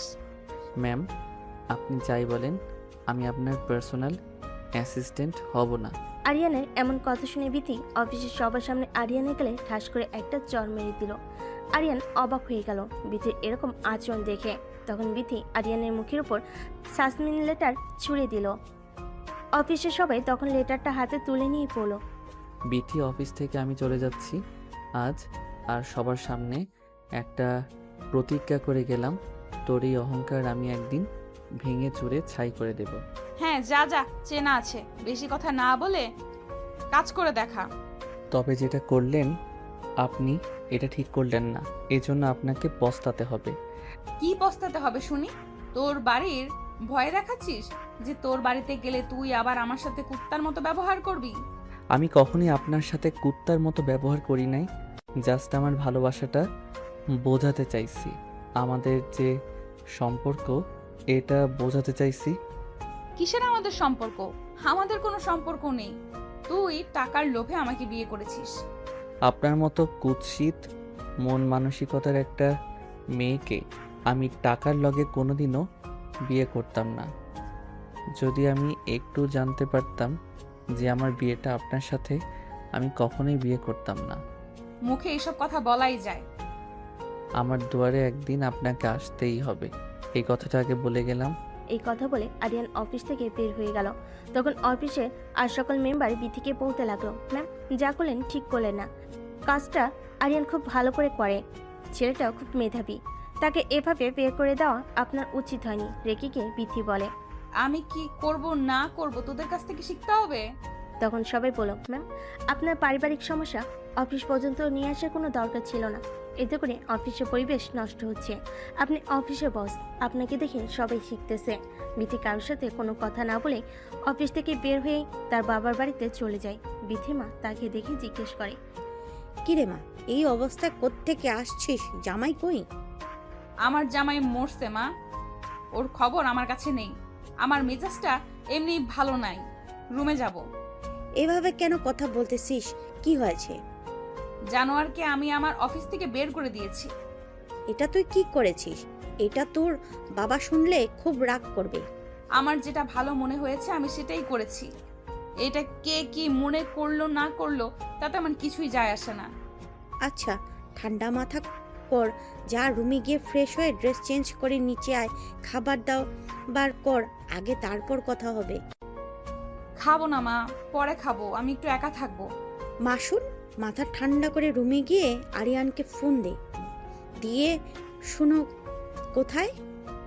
আমি পারবো না মা, তোমার ইচ্ছা হয় তুমি ফোন করো। এই কথা বলে বিথির রুমে চলে গেল। বিথির মায়ের তখন খুব টেনশন হচ্ছিল, তাই সে আরিয়ানের কাছে ফোন দিল। অনেকবার ফোন দিল কিন্তু আরিয়ান কোনো কিন্তু আরিয়ান ফোন রিসিভ করলো না। আড়াল থেকে বিথি সব কিছু দেখতেছিল আর এটা শোনার চেষ্টা করতেছিল যে আরিয়ান কোথায় গেল। ফোন ধরলো না, খুবই টেনশন হচ্ছিল। তারপর বিথি রুমে গিয়ে ফোনটা হাতে নিয়ে আরিয়ানের এক বন্ধুর কাছে ফোন দিয়ে বিথি বলল, হ্যালো, আসসালামু আলাইকুম। আসসালামু আলাইকুম ভাবি, কি অবস্থা, কেমন আছেন? জি আলহামদুলিল্লাহ ভাইয়া, ভালো আছি। হঠাৎ করে ফোন দিলেন যে, কিছু হয়েছে কি? সব ঠিক আছে? অনেকক্ষণ হয়ে গেল আরিয়ান ফোন ধরতেছে না। ও, এই কথা, কোনো সমস্যা নেই, আমি এখনই ফোন দিয়ে জানাচ্ছি ও কোথায় আছে। আচ্ছা ভাইয়া, আর প্লিজ ওকে বলবেন যেন যেখানেই থাকুক, যে কেউ ফোন দিলে যেন ফোনটা রিসিভ করে, আর সাবধানে থাকতে বলবেন। ভাবি, কিছু মনে না করলে একটা কথা বলবো। জি, কিছু মনে করব না, বলেন। আপনাদের মধ্যে কি কিছু হয়েছে নাকি? এভাবে কেন কথা বলতেছেন? হ্যাঁ, ওই একটু ঝামেলা হয়েছে পার্সোনাল। আচ্ছা ভাবি, টেনশন করবেন না, আমি আপনাকে জানাচ্ছি। থ্যাংক ইউ ভাইয়া। এই বলে বিথি ফোন কেটে দিল। খুবই টেনশন করতেছিল আরিয়ান কই গেল না গেল। ভাবতে ভাবতে তার মাথায় হঠাৎ করে একটা বুদ্ধি আসলো। আরিয়ান তো বাড়িতে যাইতে পারে, তাই সে দেরি না করে আরিয়ানের বাবার কাছে ফোন দিল। আরিয়ানের বাবা কল রিসিভ করে বলল, আঙ্কেল আসসালামু আলাইকুম। হেমা বলো, অনেকক্ষণ হয়ে গেল, তোমার দুইজনই তো অফিস থেকে আসতেছে না? আজ অফিসে কি অনেক বেশি কাজ করছো? কেন আঙ্কেল, আপনার ছেলে বাসায় যায়নি? না তো, কেন, ও কি আগে বের হয়ে এসেছে তোমাকে রেখে? কি বদমাস ছেলেটা, কোনো রকমের বিবেক নেই। নতুন বউকে কেউ একা রেখে চলে আসে? কোনো সমস্যা নেই আঙ্কেল, ও তো অনেকক্ষণ আগেই বের হয়ে গেছে। ফোনটা বন্ধ, তাই ভাবলাম আপনাকে ফোন দিয়ে জানি ও কোথায় আছে। ও কি বলো, ফোনটা বন্ধ করে রেখেছে কেন? কাণ্ডজ্ঞান নেই ছেলেটার। আঙ্কেল, আমি আসলে বাড়িতে এসেছি। বাড়িতে গিয়েছে মানে? অফিসের কাজ শেষ করে বাড়িতে এসেছি। মা, তোমাদের মধ্যে আবার কিছু হয়েছে নাকি? আমাকে বলো। শোনেন আঙ্কেল, আপনার কাছ থেকে কিছু লুকাবো না। আপনার ছেলেকে আমি সাসপেন্ড করে দিয়েছি। কি বলো এটা বৌমা, তুমি এটা কি করেছো? কাজটা কিন্তু ঠিক করো নাই। আপনার ছেলের অনেক বেশি অহংকার, তার অহংকার আমি গুড়িয়ে দিয়েছি। সে আমাকে চ্যালেঞ্জ করেছে, সে নাকি আমার থেকে বড় কিছু হয়ে দেখাবে। তাই বলে তুমি এভাবে সাসপেন্ড করে দিবা? আমি বাধ্য হয়েছি। কে জানে রাগের মাথায় ছেলেটা কই গেল। আচ্ছা তুমি ফোন রাখো, আমি আরিয়ানের খোঁজ করি। এই বলে আরিয়ানের বাবা ফোন কেটে দিল। বিথির সাথে আর বেশি কথা বললো না। তারা সবাই মিলে আরিয়ানকে বহুবার ফোন দিল। আরিয়ান ফোন রিসিভ করলো না, ফোন সুইচ অফ বললো। আরিয়ানের বাবা সকল আত্মীয় স্বজন বন্ধু বান্ধব সবাই কাছে ফোন দিল, কিন্তু কোনোভাবে আরিয়ানের খবর পাওয়া গেল না। বিথিও অনেকভাবে আরিয়ানের খবর নেওয়ার চেষ্টা করলো, কিন্তু কোনোভাবেই কোনো খবর মিলল না। এভাবে কেটে গেল 2 বছর। 2 বছর পর আরিয়ান বাড়িতে এসে বাড়ির দরজার কলিং বেল বাজালে আরিয়ানের মা দরজা খুলে আরিয়ানকে দেখে হামা করে কেঁদে উঠল। ছেলেকে জড়িয়ে ধরে বলল, এই 2টা বছর কই ছিলি বাবা? 2টা বছর কই ছিলাম আমি নিজেই জানি না। কিভাবে পারলি তুই আমাদের সবাইকে ছেড়ে 2টা বছর পার করে দিতে? কষ্ট তো হয়েছে, কিন্তু কিছু করার ছিল না, আমি নিরুপায় ছিলাম। এই মেয়েটার ওপর রাগ করে তুই আমাদের সবাইকে ভুলে গিয়েছিলিস? বাবা কই, মা আর বিথি ও কই থাকে, তোমাদের সাথে যোগাযোগ করে না? 2টা বছরে বিথি তোকে অনেক খুঁজেছে বাবা। মেয়েটা নিজের ভুল বুঝতে পেরেছিল। জীবনে কষ্ট না করলে বুঝছো মা, কোনো সফলতা পাওয়া যায় না। কি হয়েছিল তোর বাবা, সে কথা বল। ঢাকাতে ছিলাম মা। ঢাকাতে ছিলি, এত খোঁজাখুঁজি করার পরে তোর কোনো খোঁজ খবর পেলাম না। মা, মানুষ যদি হারিয়ে যায় তাহলে তাকে খুঁজলে পাওয়া যায়, কিন্তু কেউ যদি নিজের ইচ্ছায় লুকিয়ে থাকে তাকে কোনোভাবেই খুঁজে পাওয়া সম্ভব নয়। কি এমন হয়েছিল যে 2টা বছর আমাদের সবাইকে ছেড়ে আলাদা থাকতে হলো? মা, তোমার অহংকারী বড়লোক বৌমার অহংকার ভাঙাতে সাফল্য অর্জন করে নিয়ে আসলাম। মানে তোর কথার মানে বুঝলাম না। বিথি আমাকে বলেছিল আমার নাকি ওকে টেক্কা দেওয়ার মতো যোগ্যতা নেই, তাই আমি ওর যোগ্য হয়ে আসলাম। বাবা, বিথি 2 বছরে তোর জন্য অনেক বেশি ছটপট করেছে। মানুষ মাত্রই তো ভুল হয়। কেন মা, ও নতুন করে সংসার সাজায়নি? না, ওকে অনেকবার বলেছিলাম তুমি আবার তোমার নতুন জীবনটাকে নতুন করে শুরু করো। ও কি তোমাদের কথা শুনেনি? না, ও সব সময় বলেছে তোর জন্য শেষ পর্যন্ত অপেক্ষা করবে। ও আমাদের বাড়িতে আসে না? আসে, মাঝে মাঝে আমাদের খোঁজ খবর নিয়ে যায়। ছুটকি কোথায় মা? ও বিথিদের বাড়িতে গেছে। কেন? বিথিদের বাড়িতে কেন গেছে? কাল বিথির কোম্পানি নিলামে উঠতেছে। কি বললে তাই নাকি? তার এত গর্ভের আর সোহাগের কোম্পানি নিলাম করে দিচ্ছে যে? জানি না, তবে ওর আর এসব করতে নাকি ভালো লাগে না। কাল আমি সেই বিথির কোম্পানি কিনে নিচ্ছি মা। বিথির কোম্পানি নিচ্ছিস মানে? এত টাকা তুই পাইলে কই? মা, তোমার ছেলে এখন আগের মতন নেই। 2টা বছর একটা মানুষকে পরিবর্তন করার জন্য অনেক কিছু।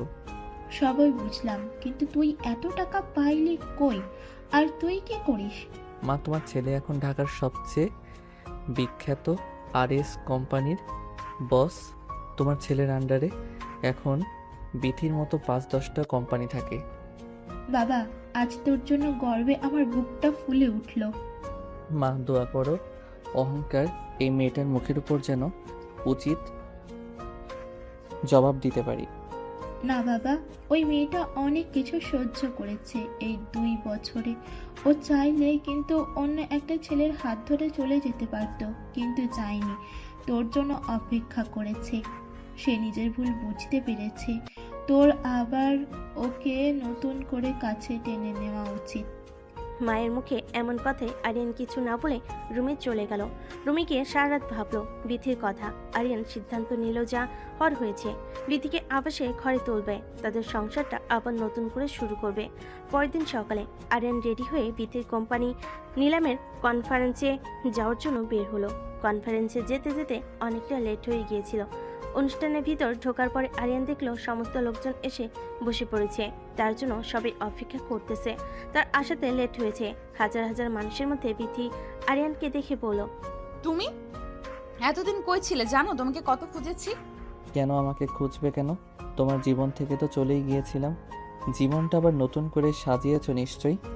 না, ওই শরীরে যে একবার টাচ করেছে, এই শরীরে অন্য কোনো পুরুষ আর কখনো টাচ করতে পারবে না। অহংকার ভেঙেছে তাইলে তোমার? তোমাকে হারানোর পর জীবনের মূল্য বুঝতে পারলাম। তোমাকে টেক্কা দেওয়ার জন্য জীবনের 2টা বছর লড়াই করলাম, এত তাড়াতাড়ি হার মেনে নিলে? আমার ভুল হয়ে গেছে, প্লিজ আমাকে ক্ষমা করে দিও। তোমার কাছে টেনে নাও। 2 বছরে মানুষের এত পরিবর্তন? তাদের কথা শেষ না হতেই বিথি সমস্ত লোকের মাঝে আরিয়ানকে জড়িয়ে ধরল। জড়িয়ে ধরে ফুপিয়ে ফুপিয়ে কান্না করতে শুরু করলো। বুঝতে পেরে তাকে বুকে টেনে নিল। তারপর আরিয়ান বিথিকে জিজ্ঞেস করলো, হঠাৎ করে কোম্পানি নিলামে তোলার সিদ্ধান্ত নিলে যে? এর একমাত্র কারণ তোমাকে খুঁজে বের করা। তোমার কথার মানে বুঝলাম না। 2টা বছর তোমাকে অনেক খুঁজেছি, কোনোভাবে যখন তোমার খোঁজ মিলল না, তখন আমি এই সিদ্ধান্ত নিলাম। জানলে কিভাবে যে অনুষ্ঠানে আমি আসব? কারণ আমি এইভাবে এই অনুষ্ঠানটা আয়োজন করেছিলাম, যেন দেশের আনাচে কানাচে সব জায়গায় এটা ছড়িয়ে পড়ে যে আমার কোম্পানি নিলামে উঠতেছে।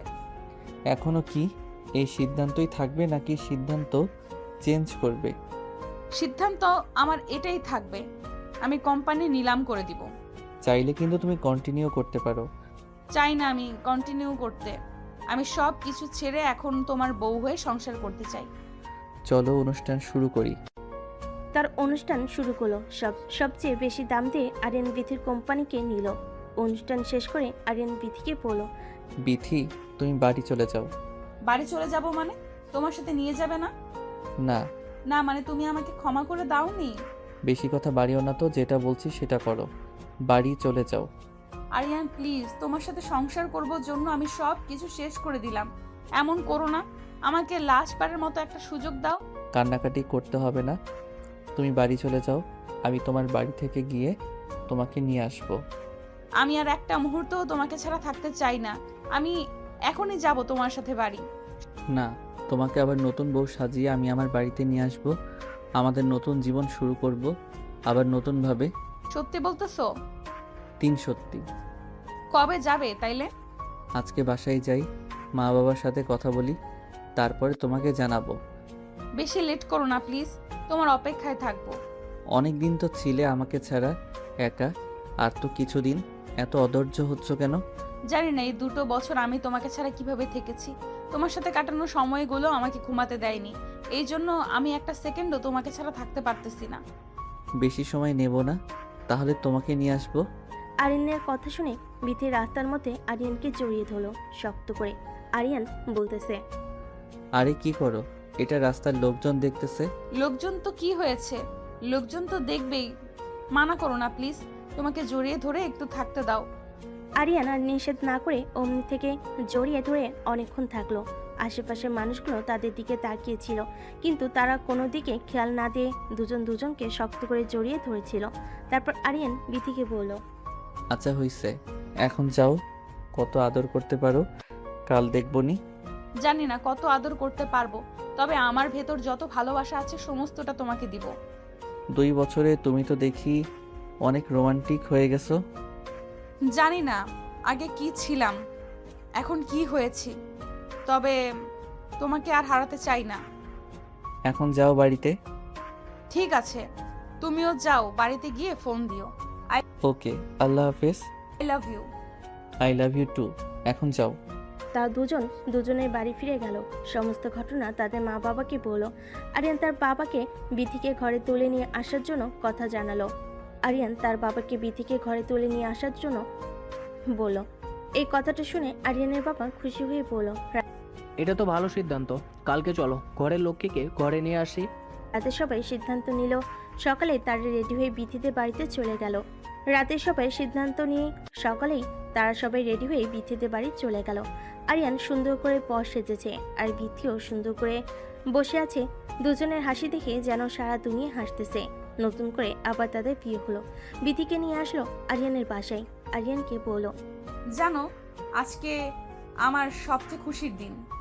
তাই কেন? প্রথমবার যখন আমাদের বিয়ে হয়েছিল তখন বুঝি তুমি খুশি ছিলে না? না, খুশি ছিলাম না, কারণ তখন আমি জানতাম না পর্যন্ত আমার কার সাথে বিয়ে হচ্ছে। তবে আমি ভীষণ খুশি ছিলাম জানো।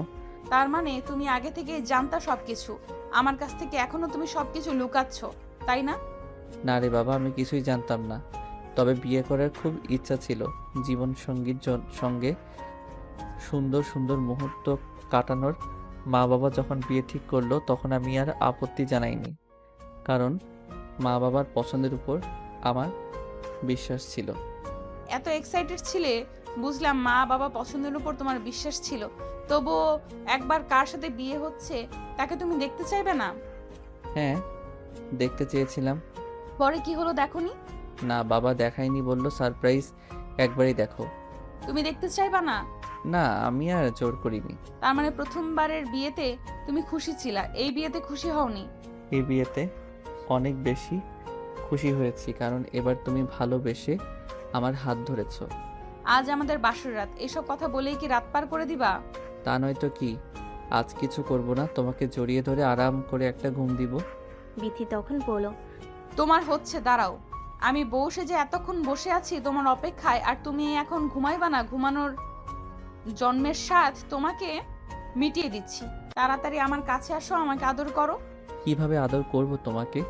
কেন তুমি জানো না? এর আগে কখনো আদর করনি? কথাটা শুনে আরিয়ান বিথিকে জড়িয়ে ধরে বিছানায় নিয়ে গেল। তারপর তার শরীর থেকে কাপড়টা খুলে বিছানার সাইডে রেখে দিল। লাইটটা অফ করে দিয়ে ঝাঁপিয়ে পড়লো, আটকালো না। তবে এর মধ্য থেকে অনেকবার জিজ্ঞেস করেছিল, তোমার কষ্ট হচ্ছে? কষ্ট হলে আমাকে বলতে পারো। কিন্তু বিথি বলল, না, আমার কষ্ট হচ্ছে না, তুমি তোমার সবটা দিয়ে আমাকে আদর করো। সারা রাতে এভাবে কাটার পর সকালে ঘুম থেকে উঠে বিথি বলল, আরিয়ান ওঠো, ফ্রেশ হবা না, অনেক বেলা হয়েছে। দেখো, সারাটা রাত অনেক কষ্ট করেছি, একটু ঘুমাইনি। এখন আমাকে ঘুমাতে দাও। যাও, তুমি ফ্রেশ হও। ইস, সারা রাত তুমি কি কষ্ট করলা শুনি? কতটা কষ্ট যে আমার হয়েছে এটা আমি বুঝছি। তোমার তো কিচ্ছু হয়নি, তুমি শুধু মজা নিয়েছো। লজ্জা নেই তোমার? না মুখে কিছু আটকায় না? ওঠো এখন। যাও, তুমি আগে ফ্রেশ হও, আমি আইতেছি। আমি যে কখন উঠছি তুমি জানো? উঠে ফ্রেশ হইছি, চোখ খুলে দেখো আমি শাড়ি পরেছি। বিথি এই কথা বলার সাথে সাথেই আরিয়ান চোখ খুলে বিথির দিকে তাকালো। বেশ সুন্দর করে একটা শাড়ি পরেছে। ভেজা চুলে বিথিকে দেখতে একজন পরীর মতো লাগছে। আরিয়ান অপরূপ দৃষ্টিতে বিথির দিকে তাকিয়ে আছে। কেন আরিয়ান বিথির কথার উত্তর না দিয়ে হাত ধরে টান দিয়ে তার পাশে বসালো, জড়িয়ে ধরে তার কপালে আলতো করে একটা চুমু দিল। তখন বিথি বলল, ইস, তোমার শরীর এখনো অপবিত্র। চলো তোমাকে মাখিয়ে দিই। এখন না, মাত্র গোসল করেছি না। তো কি হয়েছে, আবার দুজন একসাথে গোসল করব? এত গোসল করলে আমি অসুস্থ হয়ে পড়বো। তুমি কি চাও তোমার বউটা অসুস্থ হয়ে পড়ুক? মোটেও চাই না আমার বউ অসুস্থ হয়ে পড়ুক। এখন ওঠো আর যাও গোসল করে আসো। আচ্ছা তুমি নিচে যাও, সবার সাথে খেতে বসো, ফ্রেশ হয়ে এখনই আসতেছি। আরিয়ান ফ্রেশ হয়ে নিচে সবার সাথে বসে খাওয়া শেষ করলো। অনেকদিন পর সবাই একসাথে খাবার টেবিলে হাসাহাসি করে খাওয়া দাওয়া শেষ করে আরিয়ান বলল, আমি একটু বাইরে গেলাম, অনেক দিন বন্ধু বান্ধবের সাথে বসে আড্ডা দেওয়া হয় না। এই বলে আরিয়ান বাড়ি থেকে বের হয়ে গেল। বের হওয়ার অনেকক্ষণ পরে বিথি আরিয়ানকে ফোন দিয়ে বলল, হ্যালো, হ্যালো বলো। কই আছো? এই তো বাজারে সবার সাথে বসে আড্ডা দিচ্ছি। কেন, কিছু হয়েছে? বাড়িতে আসবা কখন? এই তো আর একটু পরে চলে আসবো। কেন, কিছু বলবা নাকি? বলো। হ্যাঁ, ওই কিছু কেনাকাটা করা লাগতো। কি লাগবে বলো, এমনি আসতেছি। আসার সময় চায়ের জন্য দুধ নিয়ে এসো, দুধ শেষ। দুধ কিনে নিয়ে আসার কি দরকার, তুমি আছো না? তরকারি লবণও শেষ তরকারিতে, তাই কি দিব? লোকগিরির ভেতরে আছো, তাও আবার ফাজলামি করো না। আমার বউয়ের সাথে আমি ফাইজলামো করব, তাতে লোকজনের কি? হইছে, এখন বেশি কথা না বলে যেটা বললাম সেটা করো। শোনো, আজ বাড়িতে আমার একটা ফ্রেন্ড যাবে, রান্না বান্না একটু আগে থেকে গুছিয়ে রেখো। আচ্ছা, কোনো সমস্যা নেই, মনে করে আসার সময় দুধ নিয়ে এসো কিন্তু। ওকে। দুজনেই কথা বলা শেষ করলো। এদিকে বিথি আরিয়ানের বন্ধুর জন্য কিছু খাবার দাবারের আয়োজন করলো। একটু পর আরিয়ান তার বন্ধুকে নিয়ে বাড়িতে আসলো, চা নাস্তা খাইয়ে দিল। বিথি বসার রুমে ওরা তিনজনে বসে আড্ডা দিচ্ছিল। বিথি আরিয়ানের বন্ধু বিথিকে বলল, তা ভাবি, আপনার এত বড় কোম্পানি বিক্রি করে দিয়ে এভাবে সংসারে মনোযোগ দেন যে? করলাম তো অনেক দিন, তাই ভাবলাম এখন সব কিছু বাদ দিয়ে মন দিয়ে সংসার করি। তো মিষ্টি খাওয়াবেন কবে? মিষ্টি মানে বুঝলাম না। অনেকদিন তো হলো আপনাদের বিয়ের, বেবি নেবেন না? অনেক দিন হইল, আর কোথায় তোমার বন্ধুকে তো সেইভাবে কাছে পাইলাম না। কাছে পাইলে না মানে, এখনো তো কাছেই আছি বেবি নেওয়ার জন্য, আবার কত কাছে থাকতে হয়। ঠিকই তো বলেছে ভাবি। আরিয়ান কি আপনাকে বাবু দেওয়ার কাজ করতেছে না? কাজ করতেছে না মানে, কাজ একটু বেশি করতেছে। তাই নাকি? তাহলে এতদিন হয়ে যাওয়ার কথা। না, একটু পরেই ব্যবস্থা নেব, আগে আমরা তো একটু সময় কাটাই। সময় তো অনেক কাটানো হলো, এখন সদস্য কথাটা মাথায় রাখলাম। ভাবি, আপনার বয়স কত? চলতেছে কেন? কি বলেন, 25 চলে? কি বলে সব, 25 চলে তোমার বয়স? কি ব্যাপার, তোমরা দুজনেই আমার বয়স শুনে এত অবাক হলে কিসের জন্য? আপনি কি জানেন আরিয়ানের বয়স কত? না তো, শোনাই তো হয়নি। ও তো আপনাদের কোম্পানিতে কাজ করত। আপনাদের কোম্পানিতে কাজ করতে হলে বয়স বুঝি কোনো ম্যাটার না? অবশ্যই ম্যাটার করবে না কেন, কিন্তু ওই সময় আমি অফিসের দায়িত্বে ছিলাম না, তাই ওভাবে কাগজপাতি আর ঘাটাঘাটি করিনি, তাই জানা হয়নি। তার মানে তো তুমি শুধু আমার অফিসের বস নও, তুমি আমার সিনিয়র আপু। সিনিয়র আরিয়ান, কি বলো এসব? কারণ আমার বয়স 23 চলতেছে। কি? অবাক হওয়ার কিছু নেই, এটাই সত্যি। তাইলে তো জোর খাটানোর আরেকটা জায়গা বের হলো। মানে বুঝলাম না। মানে হলো তুমি এখন বয়সে আমার থেকে অনেক অনেক ছোট, তার মানে আমি যা বলবো তাই হবে। তুমি যা বলবা তাই হবে, এটার জন্য আবার বয়স ছোট হওয়ার কি আছে? না, তারপরেও থাকে না একটা জোরই আলাদা। বুঝলাম, বেশি জোর খাটাতে যেও না, তাইলে কিন্তু ভালো হবে না। আচ্ছা, অনেক কথা বললাম তো। তুই ঢাকা যাচ্ছিস কবে? যাবো 2-1 মধ্যেই। এখন গেলে আবার কতদিন পর আসবি? এখন গেলে ওই কিছুদিন পর পরই আসতে হবে। কেন, বন্ধু বউ রেখে কি ঘুম ধরবে না? অবশ্যই, তাই বউ রেখে কি কারোর ঘুম ধরে নাকি? তাহলে বউকে নিয়ে গেলেই তো পারো। না, ও থাক মা বাবার সঙ্গে। এই বলে আরিয়ানের বন্ধু উঠে চলে গেল। আরিয়ানও তাকে বলল আবার এসে ঘুরে যাওয়ার জন্য। তারপর আরিয়ান আর বিথি দুজনের রুমে শুয়েছিল। হঠাৎ করে আরিয়ানদের গেটের কলিং বেল বেজে উঠল। বিতি তাড়াহুড়ো করে দরজা খুলল। একটা মহিলা তাকে দেখে চিনতে পারলো না, বলল রুমের ভিতর আসেন। বিতি তখন তার শাশুড়িকে ডাক দিল। তার শাশুড়ি এসে দেখলো তার বোন এসেছে। সে বিথিকে বলল। এটা আমার বোন বিথি। তখন তার খালা শাশুড়িকে সালাম দিল। তখন খালা শাশুড়ি বলল, এটা নতুন বৌমা নাকি? এটা কে? সেই প্রথম বউ নাকি? আরিয়ানকে আবার বিয়ে করাইছিস? আরে না না, আবার বিয়ে করাবো কেন? এটাই আমার আগের বৌমা। ও আরিয়ান বাবা, তাহলে এতদিন পর বাড়িতে এসে আবার সেই বউকেই নিল? কি বলিস তুই এসব? বৌমার সামনে নিবে না কেন? না, বিয়ের পর তো আরিয়ানকে খুব অবহেলা অপমান করেছে শুনেছি, তাই এখন আবার আরিয়ানের সঙ্গে সংসার করতেছে যে। ও আপা, তুই এসব কথা এখন বাদ দে তো, মাত্র আসলি। চল রুমে চল, ফ্রেশ হয়ে পরে এসব কথা হবে। হ্যাঁ মা, আপনি যান, ফ্রেশ হয়ে আসেন, আমি আপনাকে খাবার দিতেছি। না, তোমাকে খাবার দিতে হবে না, আমার বোন তো এখনো বেঁচে আছে নাকি? মার তো বয়স হয়েছে, সে তো এখন ওরকম ভাবে কাজ কাম করতে পারবে না। ও সেরকম ভাবে কাজ কাম করতে পারে না বলেই এই সুযোগে তুমি সংসারটা হাতিয়ে নিবে? না না মা, এ কি বলেন? সংসার? অবশ্যই এটা আমার বোনের সংসার, আর সারা জীবন তারই থাকবে। কি যে বলিস না তুই, সারা জীবন কি আমি বেঁচে থাকবো? বেঁচে থাকবি না মানে বেঁচে থাকতেই হবে। তা হয়েছে, এখন চাও তোমার খালা শাশুড়ির জন্য একটু শরবত নিয়ে আসো। আচ্ছা মা, আপনি খালাকে নিয়ে রুমে যান, আমি ঠান্ডা শরবত নিয়ে আসতেছি। আচ্ছা যাও, একটু তাড়াতাড়ি করো। বিতি ঠান্ডা শরবত বানিয়ে তার খালা শাশুড়িকে দিয়ে তার রুমে গেল। মনটা ভার করে বিছানায় বসলো। বিতি মন বার দেখে আরিয়ান বলল। তখন আরিয়ান বলল, কি ব্যাপার, কি হয়েছে? মন ভার কেন? তোমার খালা এসেছে, এসে উনি আমাকে অনেকগুলো কড়া কথা শুনিয়ে দিল। বুঝতে পারলাম না তার মনে আমাকে নিয়ে এত রাগ কিসের। কেমন কেমন জানি একটা কথার ভাষা। বয়স হয়ে গেছে তো, তাই হয়তো একটু এভাবে কথা বলতেছে, কিছু মনে করো না। এ বলে আরিয়ান বিথিকে জড়িয়ে ধরে বিছানায় শুয়ে পড়ল। অনেকক্ষণ বিথিকে চুমু খেলো। বিথি বারবার বলতেছে ঘরের দরজা খোলা, যে কোনো সময় যে কেউ চলে আসবে। বলতে বলতে বিথির খালার শাশুড়ি রুমে এসে দেখলো তারা জড়িয়ে ধরে শুয়ে আছে। এই দেখে আরিয়ানের খালা জোরে চিৎকার করে বিথিকে বলল, আরিয়ান, সি সি সি, ঘরের দরজা খোলা রেখে কি অসভ্যতামি করতেছিস? আরে খালা, তুমি কখন আসলা? আসো, ভিতরে আসো। না না, আর ভেতরে গিয়ে কাজ নেই, রুমের বাইরে থেকেই যা দেখলাম। সরি খালা, কিছু মনে করবেন না প্লিজ। আসেন না, রুমের ভেতরে আসেন। চুপ করো, তোমার লজ্জা শরম কি একদম বিক্রি করে খেয়েছো? খালা এভাবে কথা বলতেছেন কেন? কখন কি করতে হয় তাও দেখি জানিস না তোরা? আচ্ছা খালা, মাথা ঠান্ডা করেন, আসেন বসেন। কি দিনকাল পড়লো রে বাবা, এখনকার ছেলে মেয়ের কোনো লজ্জাই নেই। আর আমাদের সময় একটু হাত ধরতো তাও লজ্জা পেতাম। আপনাদের সময়ের কথা বাদ দেন খালা। আরিয়ান, বড়দের মুখের উপর কিভাবে কথা বলতে হয় তাও জানিস না, আবার মুখে মুখে তর্ক করতেছিস। কি করবো বলেন খালা, আসার পর থেকে আপনি অনেক উল্টাপাল্টা কথা বলতেছেন। কি বলবি তুই?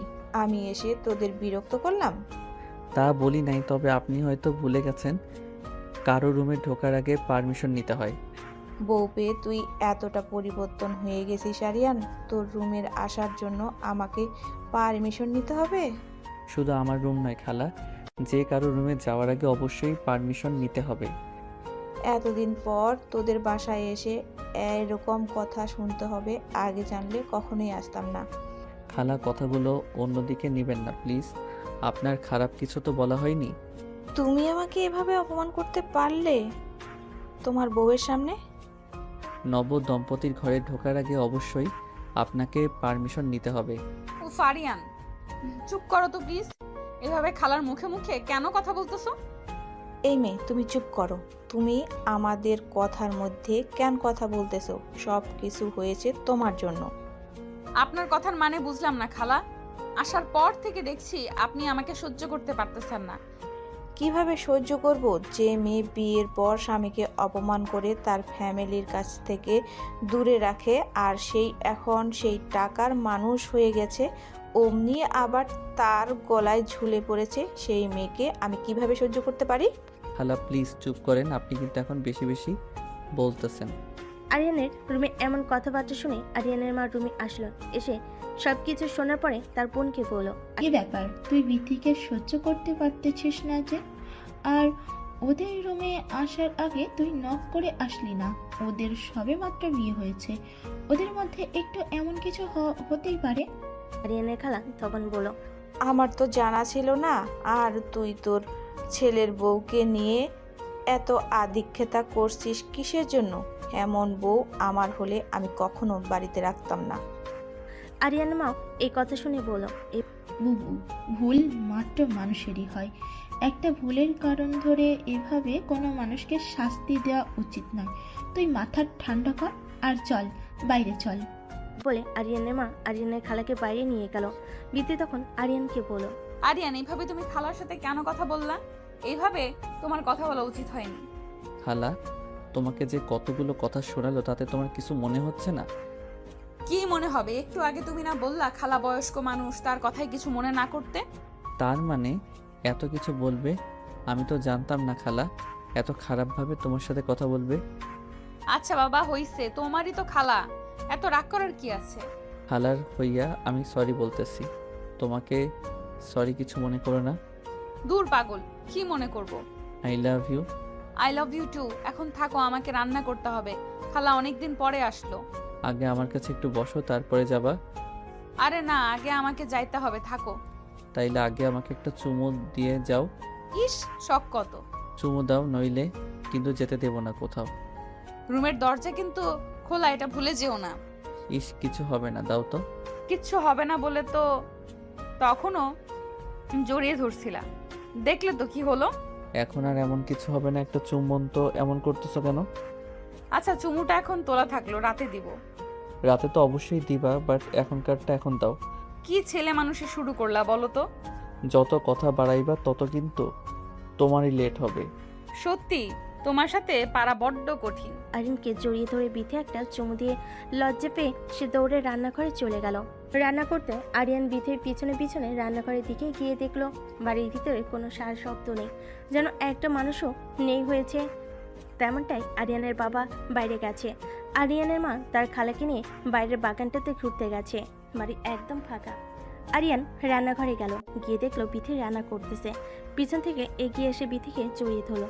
ভয় পেয়ে বিথি চিৎকার করে কেনা কে ভেবে ঘুরে উঠে ঠাস করে একটা চর মেরে দিল। চর মারার পর দেখলো ওটা আরিয়ান ছিল। দ্বিতীয়বার অবাক হয়ে গেল। অবাকে আরিয়ানকে বলল, আরে আরিয়ান, তুমি? হ্যাঁ আমি। তুমি কি ভেবেছিলে দিনের উপরে বাড়িতে চোর ঢুকেছে? তা নয়, কিন্তু তুমি তো মাত্রই রুমে ছিলা। রুমে ছিলাম তো কি হয়েছে? শোনো, আমার কি পা নেই? আমি কি হেঁটে আসতে পারি না? পা আছে বুঝলাম, কিন্তু এইভাবে চোরের মতো লুকিয়ে লুকিয়ে রান্নাঘরে ঢোকার কি আছে? তাই বলে তুমি আমাকে এইভাবে চর দিবা? সরি, আমি বুঝতে পারিনি। মেয়ে মানুষের হাতের চর এত জোরে হয় কিভাবে? ব্যথায় আমার সারা শরীর কাঁপতেছে। আমি ভাবলাম কে না কে, তাই একটু জোরে চর মেরেছি। তোমার সাথে কোনো কথা নেই, যাও একটু রোম্যান্স করবো, এর উপায় নেই। আচ্ছা বাবা, হয়েছে তো, বুঝতে পারি নাই। নেক্সট টাইম আর এমন হবে না। নেক্সট টাইম তোমার এমন হবে না? আবার কি? আমি তো এমন করবো না। মানে কি, একটা চর মেরেছি বলে কি তুমি কখনো আর আমার সাথে রোম্যান্স করবা না? জি হ্যাঁ, তোমার সাথে রোম্যান্স করতে চাই। পরে আবার দেখা গেল কখন না জানি আমার মাথা ফাটিয়ে দিলা। না, মাথা ফাটাবো না, আমি এত ডাকাত না। সেটা দেখতেই পারলাম। তুমি কি? আরিয়ান বাচ্চাদের মতো করে কান্না করতে শুরু করলো।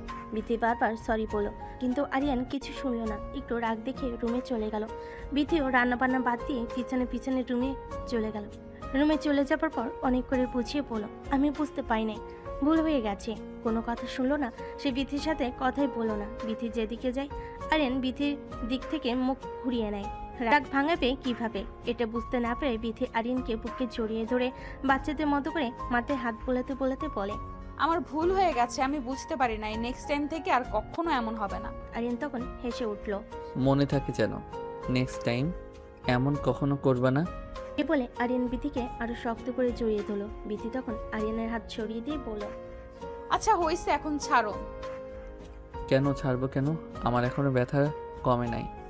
ব্যথা কমে নাই যেহেতু, তাহলে মলম দিতে হবে। মলম দিতে হবে না, তুমি জড়িয়ে ধরে থাকো, তাইলে ঠিক হয়ে যাবে। আচ্ছা, এই কথা এখন বুঝলাম, সবই তোমার ধান্দা ছিল, তাই না? ও নিজেই আমাকে মারল, আবার নিজেই এখন ধান্দা বলতেছো? তা নয় তো কি শুনি। তুমি পেছনে পেছনে কেন রান্নাঘরে গেছো? কেন? আবার আমার বউটা একা একা রান্না করবে, তাই তো আমি একটু হেল্প করতে গেলাম। যে আপনাকে হেল্প করতে পারবে না, আপনি রুমে গিয়ে রেস্ট করেন। এমনিতেই আমাকে মেরেছো, তারপর আবার আমাকে রুমে একা একা রেখে চলে যাচ্ছ। আমি তোমার বড়, তুমি আমার জুনিয়র, তো একটু একটু বড় আপুদের হাতের চর খেতেই হয়। তাই না? বড় আপুদের চর খেতে হয়। তখন আরিয়ান বিথিকে জড়িয়ে ধরে বিথির ঠোঁট তার ঠোঁটের ভিতর নিল। বিথির চোখ বন্ধ করে থাকলো। আরিয়ান ললিপপের মতো করে বিথির ঠোঁট চুষে চুষে খাচ্ছিল। বিথির শরীরে যেন তখন কোনো শক্তি কাজ করতেছিল না। সে কিছু না বলে চুপ করে দাঁড়িয়ে রইল। বিথি কিছু বলছে না বলে আরিয়ান অনেকক্ষণ বিথির ঠোঁট তার দখলে রাখলো। একটু সময় পর আরিয়ান হাত দিয়ে বিথির কাপড় খুলতে লাগলো। তখন বিথি আরিয়ানের হাত সরিয়ে দিয়ে লজ্জা পেয়ে দূরে গিয়ে দাঁড়ালো। আরিয়ান তখন বলল, কি ব্যাপার, এভাবে সরে গেলে যে? এটা কি করছো তুমি সোনা? কি আবার করছি? আমি তোমার ছোট না, তোমার জুনিয়র তো। ছোটদের এরকম আবদার একটু মেনে নিতেই হয়। ইস, আসছে ছোট, কিসের ছোট তুমি শুনি? যাবো বাবা, একটু আগেই তো তুমি বললে আমি নাকি তোমার জুনিয়র। অবশ্যই তুমি আমার জুনিয়র। তোর জুনিয়র যখন, তাহলে জুনিয়রদের এরকম দুষ্টামি মেনে নিতেই হবে আপু। দেখো কি যে বলো না এসব। লজ্জা পেয়ে বিথি রুম থেকে বের হয়ে আবারও রান্নাঘরে গেল। রান্নাবান্না শেষ করে সবাই মিলে খাওয়া দাওয়া করলো। খাবার টেবিলে বিথির খালা শাশুড়ি বিথিকে বলল, অনেক দিন তো হলো তোমাদের বিয়ে, এখন কি বাচ্চা কাচ্চা নেবে না? যে খালা আমাকে বলছেন? হ্যাঁ, তোমাকেই বলছি, তুমি ছাড়া এখানে আর কে আছে বাচ্চা কাচ্চা নেওয়ার মতো? ইনশাল্লাহ খালা, আল্লাহ যখন দিবে তখনই তো হবে। আল্লাহ তো দিবেই, তাই বলে কি তোমরা চেষ্টা করবে না? আপনার কথা মাথায় রাখলাম খালা। সুখবরটা তাড়াতাড়ি দিও, বাড়ির মঙ্গল হবে। বাচ্চা হওয়ার সাথে আবার বাড়ির মঙ্গলের কি আছে? অবশ্যই মঙ্গলের ব্যাপার আছে, যে বাড়িতে বাচ্চা কাচ্চা নেই সে বাড়িতে কখনো মঙ্গল নেই। ও আচ্ছা, বুঝলাম। আপনাদের সব পুরনো দিনের চিন্তা ভাবনা তো। কথা বলতে বলতে সবাই খাওয়া দাওয়া শেষ করলো। যার যার মতো রুমে চলে গেল। আরিয়ান বিথিকে আবার রাতে ধরলো। সারা রাত বিথিকে অনেক আদর করলো। বিথি অনেকটা অসুস্থ হয়ে পড়েছিল। সকালে ঘুম থেকে উঠতে তার একটু দেরি হয়ে গেল। তার খালা শাশুড়ি উঠে দেখে বিথি এখনো ঘুম থেকে ওঠেনি। এটা দেখে সে বিথির দরজার কাছে যায় আর ডাকা শুরু করে। বিথির দরজা খুলে দিলে তার খালা শাশুড়ি দেখে বিথির কাপড় চোপড় এলোমেলো হয়ে আছে। তার খালা শাশুড়ি রেগে গিয়ে বলল, এ কি অবস্থা তোমার, আর কি অবস্থা তোমার জামা কাপড়ের? এভাবে দরজা খুলে দিতে লজ্জা করলো না তোমার? সরি খালা, আমি একটু অসুস্থ তো তাই বুঝতে পারিনি। অসুস্থ আর বুঝতে পারবো নাই মানে? কয়টা বাজে এটা খেয়াল আছে তোমার? এখনো ঘুম থেকে উঠো নাই যে? আমি এখনই ফ্রেশ হয়ে নিচে আসতেছি। ফ্রেশ তো হতেই হবে, যে অবস্থা দেখতেই তো পারতেছি। আপনি যান, আমি এখন আসতেছি। গোসল করে ভালোভাবে নিচে আসো। জি আচ্ছা। লজ্জা পেয়ে বিথি তাড়াহুড়ো করে গোসল করতে গেলে গোসল করে সে নিচে গেল। নিচে যাওয়ার পর তার খালা শাশুড়ি তাকে অনেক নোংরা নোংরা কথা শোনালো। বিথি অনেক কান্না শুরু করলো। আরিয়ান তাদের চেঁচামেচি শুনে নিচে গিয়ে দেখলো বিথি কান্না করতেছে।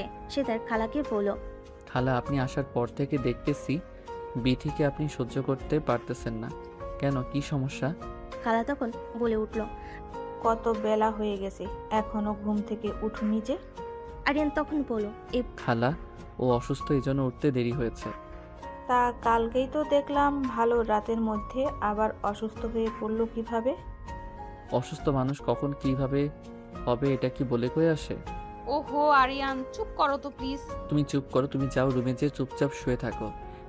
রুমে গিয়ে শুয়ে থাকবে মানে? রান্না বান্না কে করবে? কে করবে? আবার মা করবে। বিথি অসুস্থ, অসুস্থ শরীর নিয়ে কেউ এখন রান্না বান্না করবে? তোর মা বয়স্ক মানুষ, তোর বউকে রুমে শুইয়া রাইখা তোর মাকে দিয়ে কাজ করাবি? ওহ বুবু, তুই কি শুরু করলি বলতো? বিথি অসুস্থ, তুই কি কথা বলতে পারছিস না? অসুস্থ হলে শুয়ে থাকতে হয় না, তাহলে অসুখ আরও বেশি হয়ে কাজ কাম করবে, খাওয়া দাওয়া করে ওষুধ পানি খাইলেই তো অসুখ ঠিক হয়ে যায়। সব সময় শরীর একরকম থাকে না খালা। আরিয়ান তুমি রুমে যাও তো। মা, তুমি খালাকে কিছু বলো। এভাবে কথায় কথায় বিধির ভুল ধরা বন্ধ করতে বলো প্লিজ। বলে আরিয়ান বিথিকে নিয়ে রুমে চলে গেল। রুমে গিয়ে বিথিকে বিছানায় শুয়ে দিল। আরিয়ান ফ্রেশ হয়ে এসে বিথির মাথা টিপে দিচ্ছিল। বেচারা খুব মন খারাপ ছিল। আরিয়ান এটা বুঝতে পারলো, কি বলবে ভাষা খুঁজে পাচ্ছিল না। তখনই আরিয়ানের মা আসলো, এসে বিথিকে বলল, মা, কিছু মনে করো না, তোমার খালার অনেক বয়স হয়ে গেছে তো, ওর মাথাও ঠিক নেই, তাই কখন কার সাথে কিভাবে কথা বলতে হয় এটাও বুঝতে পারে না। তুমি কিছু মনে করো না মা, 2 দিনের মধ্যে চলে যাবে। বিথি বলল, না না মা, কি যে বলেন, আমি কিছু মনে করিনি। খালা বয়স্ক মানুষ, ভুল ত্রুটিতে ধরবেই। আমি জানি তোমার অনেক অভিমান হয়েছে। না মা, এমন কিছু না, আমারই তো ভুল, আজ অনেকটা লেট হয়ে গেল। কোনো লেট হয়নি, তোমার শরীর খারাপ বেশ করেছো, শুয়ে আছো, শুয়ে থাকো, আমি খাবার তোমার রুমে পাঠিয়ে দিব। মা আপনি রান্না করবেন কেন? আমি রান্না করতেছি। চুপচাপ শুয়ে থাকো, বেশি পাকনা পাকনা কথা বলো না। আমি কি রান্না বান্না করতে পারি না, নাকি আমি রান্না করতে পারি? আমি কখন থেকে তাকে এই কথাটাই বোঝানোর চেষ্টা করতেছি, কিন্তু তোমার বৌমা তো জেদি, কিছু বুঝতেছে না। বুঝবে না মানে? তুই বোঝা, ও যেন রুম থেকে বের না হয়, তুই ওর পাশে বসে থাক। আরিয়ানের মা রুম থেকে বের হয়ে যাওয়ার পর তার খালা আসলো। রুমে এসে বিথিকে বলল, বিথি বলল। আরিয়ানের খালা রুম থেকে বের হয়ে যাওয়ার পর আরিয়ান বিথিকে বলল, কাল ভেবে নিতে বললাম, তোমার কি আজকেই বাচ্চা কাচ্চা হয়ে গেল নাকি? শরীর খারাপ করতেছে। জানি না খালা, বুঝতে পারতেছি না, কেমন জানি একটা লাগতেছে। শোনো, আমার কথায় কিছু মনে করো না। না না খালা, কিছু মনে করিনি, ভুল তো আমারই হয়েছে। ডাক্তার নিয়ে এসে পরীক্ষা নিরীক্ষা করো, দেখো বাচ্চা কাচ্চা হলো নাকি। জি আচ্ছা। খবরটা তাহলে শুনে যেতে পারবো। আচ্ছা খালা, খুব শীঘ্রই আপনাকে সুখবর দিবনি। বিথি লজ্জা পেয়ে কিছু না বলে বালিশে মুখ চেপে ধরলো। আরিয়ান দরজা লাগিয়ে দিয়ে জড়িয়ে ধরলো। বিথি বলল, বাচ্চা বাচ্চা নিতেই হবে, সবাই পাগল হয়ে গেছে বুঝছো, একটা ব্যবস্থা নিতে হবে আমাদের। আরে আরে কি করো? শুনলে না খালা কি বলল? তাই বলে তুমি এখন এসব করবা নাকি? হ্যাঁ, কারণ খালা 2-1 দিনের মধ্যে বাসায় চলে যাবে। তুই শুনলা না খালা সুখবর শুনে যেতে চাই। এই যাও, আমি অসুস্থ, এটা ভুলে গেছো নাকি? ব্যথা দিব না, আস্তে আস্তে আদর করব। একদমই না, আমি তোমাকে বিশ্বাস করতেছি না। রাতেও এই সেম কথা বলে অনেক ব্যথা দিয়েছো। বেশি চিল্লা পিল্লা করলে, বেশি নড়াচড়া করলে তো ব্যথা লাগবেই। তোমাদের আবার কিসের ব্যথা, কত কষ্ট যে আমাদের হয় এটা আমরা বুঝি। ইস, কি কথা, তোমাদের কি ব্যথা হয় না শুনি? আমাদেরই তো ব্যথা, তোমরা তো শুধু শুয়ে থাকো আর যত কষ্ট আমাদের করতে হয়। লজ্জাহীন ছেলে, যাও দরজা খুলে দিয়ে আসো। আচ্ছা, শুয়ে একটু রেস্ট করো, রাতে ব্যবস্থা করতেছি। একদমই বাড়াবাড়ি করলে তোমাকে বাইরে রেখে দরজা লাগিয়ে রাতে ঘুম পারবো। তারা রুমের ভিতর অনেকক্ষণ হাসাহাসি করে মজা করলো। আরিয়ানের মা রান্না করে বিথিকে রুমে খাইয়ে দিতে গেলে বিথি খাবার খাচ্ছিল আর আরিয়ানকে বলতেছিল, সত্যি তোমার মা অনেক ভালো মনের মানুষ, আমাকে একদম মেয়ের মতো করে ভালোবাসে, কত যত্ন করে। আমি বলো। আরিয়ান বিথির কথা শুনতেছিল আর থেকে থেকে খাবার খাইয়ে দিচ্ছিল। খাওয়া শেষ করে আরিয়ান বিথিকে ওষুধ খাইয়ে দিল। আরিয়ান বলল, আজ তোমাকে নিয়ে একটু বাইরে হাঁটতে যাব, অনেক দিন হয়েছে বাইরে যাওয়া হয় না। বাইরে কই যাইবা? বাইরে আবার কোথায়, রাস্তায় যাব, তোমাকে নিয়ে একটু ঘুরবো। ভালো হবে, আমারও বাড়িতে আর ভালো লাগতেছে না। আচ্ছা, তুমি নীল রঙের শাড়িটা পরো। শাড়ি পরবো? আমি তো শাড়ি পরে বের হতে পারি না। আমি আছি না, তোমার কোনো সমস্যা হবে না। আচ্ছা, পরবো নি। বিকেল হয়ে গেল। আরিয়ান বিথিকে রেডি হতে বলে আরিয়ান রেডি হয়ে রুমে এসে দেখলো বিথি এখনো পর্যন্ত রেডি হয়নি, সে কাপড় পরতে পারতেছে না। আরিয়ান খুব যত্ন করে কাপড় পরিয়ে দিল। তারপর দুজনে মিলে বের হয়ে একটা রিক্সা নিল, কিন্তু বিথি শাড়ি পরে রিক্সাতে উঠতে পারতেছিল না। তখন আরিয়ান বিথিকে কোলে তুলে নিয়ে রিক্সাতে বসিয়ে দিল। তারপর তারা অনেক ঘোরাঘুরি করলো, অনেক কিছু খাওয়া দাওয়া করলো, অনেক সুন্দর সুন্দর ছবি উঠালো। সন্ধ্যার আগ দিয়ে তার রেস্টুরেন্টে খাওয়া দাওয়া করে বাড়ির সবার জন্য খাবার নিয়ে আসলো। বাড়িতে আসার পর অফিস থেকে আরিয়ানের কাছে ফোন আসলো। হ্যালো জাবির, বল কি অবস্থা? এই তো অবস্থা ভালো। তোমার কি অবস্থা? এই তো ব্রাদার ভালো। হ্যাঁ, অনেকদিন হয়ে গেল বাড়িতে গেছো, আর আসতে ইচ্ছে করছে না নাকি? হ্যাঁ, যেতে তো হবেই। একটু কাজ কাম করলাম তো, তাই ব্যস্ত ছিলাম। ফোন দাও না, আর খোঁজ খবরও নাও না। তোমার ভাবিকে নিয়ে আজকে একটু বের হয়েছিলাম। ও ভাই, আচ্ছা, তাহলে বউকে নিয়ে তুমি আনন্দ মস্তি করতেছো, এই জন্য আর অফিসের খবর নেই? তা না, কিন্তু আমি তো দায়িত্ববান মানুষের কাছেই দায়িত্ব দিয়ে এসেছি। তা ভাইয়া একা একাই বিয়ে শাদী করলা? আমাদের জন্য একটা মেয়েকে দেখো। আমার পছন্দের মেয়েকে কি আর তুমি বিয়ে করবে ভাই? কেন বিয়ে করব না?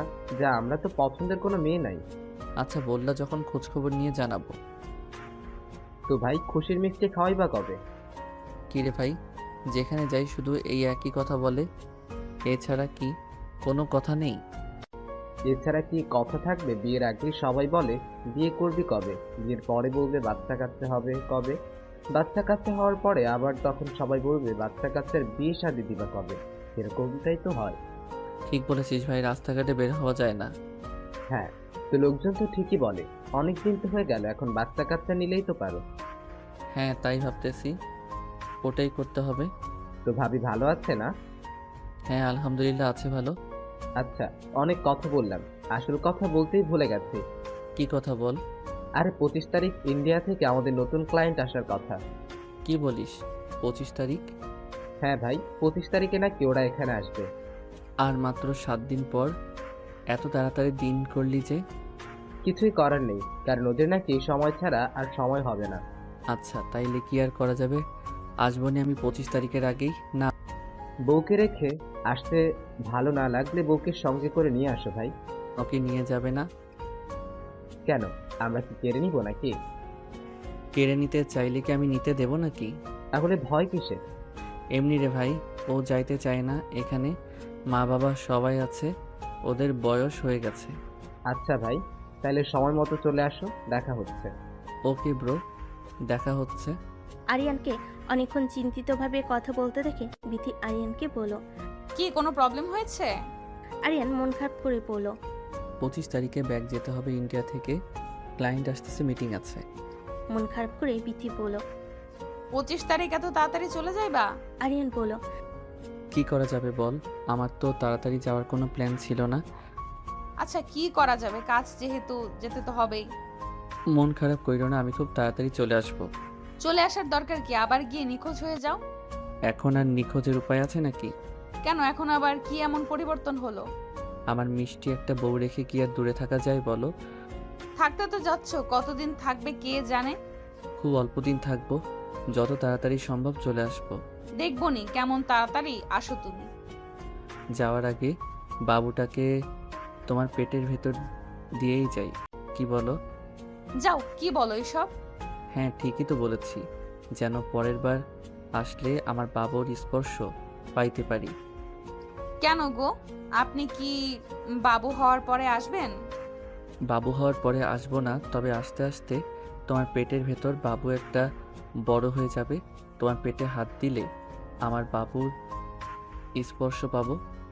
আচ্ছা হয়েছে, এখন যাও। প্রয়োজনীয় জিনিসগুলো বোঝাতে হবে, নইলে বের হওয়ার সময় তাড়াহুড়ো করে অনেক জিনিস রেখে যেতে পারি। আরিয়ান বাইরে গিয়ে তার বাবা মাকে ডেকে বলল তার 25 তারিখে যাইতে হবে। এদিকে বিথি তো প্রচুর মন খারাপ, সবসময় মন ভার করে নিয়ে থাকে। আরিয়ান চলে যাবে বলে আরিয়ানের মনটাও খারাপ। এত তাড়াতাড়ি যাওয়ার কোনো ইচ্ছে ছিল না, তবুও যাইতে হবে, অফিসে বলে কথা। দেখতে দেখতে 23 তারিখ। আজ বিথির সকালে ঘুম থেকে উঠতে কান্না শুরু করে দিল। আরিয়ান চোখ খুলে দেখলো বিথি কান্না করতেছে। আরিয়ান ভয় পেয়ে তাড়াহুড়ো করে উঠে বসলো আর বিথিকে বলল। কি হয়েছে, কি ব্যাপার? সকাল সকাল ঘুম থেকে উঠে তুমি কান্না করতেছো কেন? আজ 23 তারিখ। আজ 23 তারিখ, তো কি হয়েছে?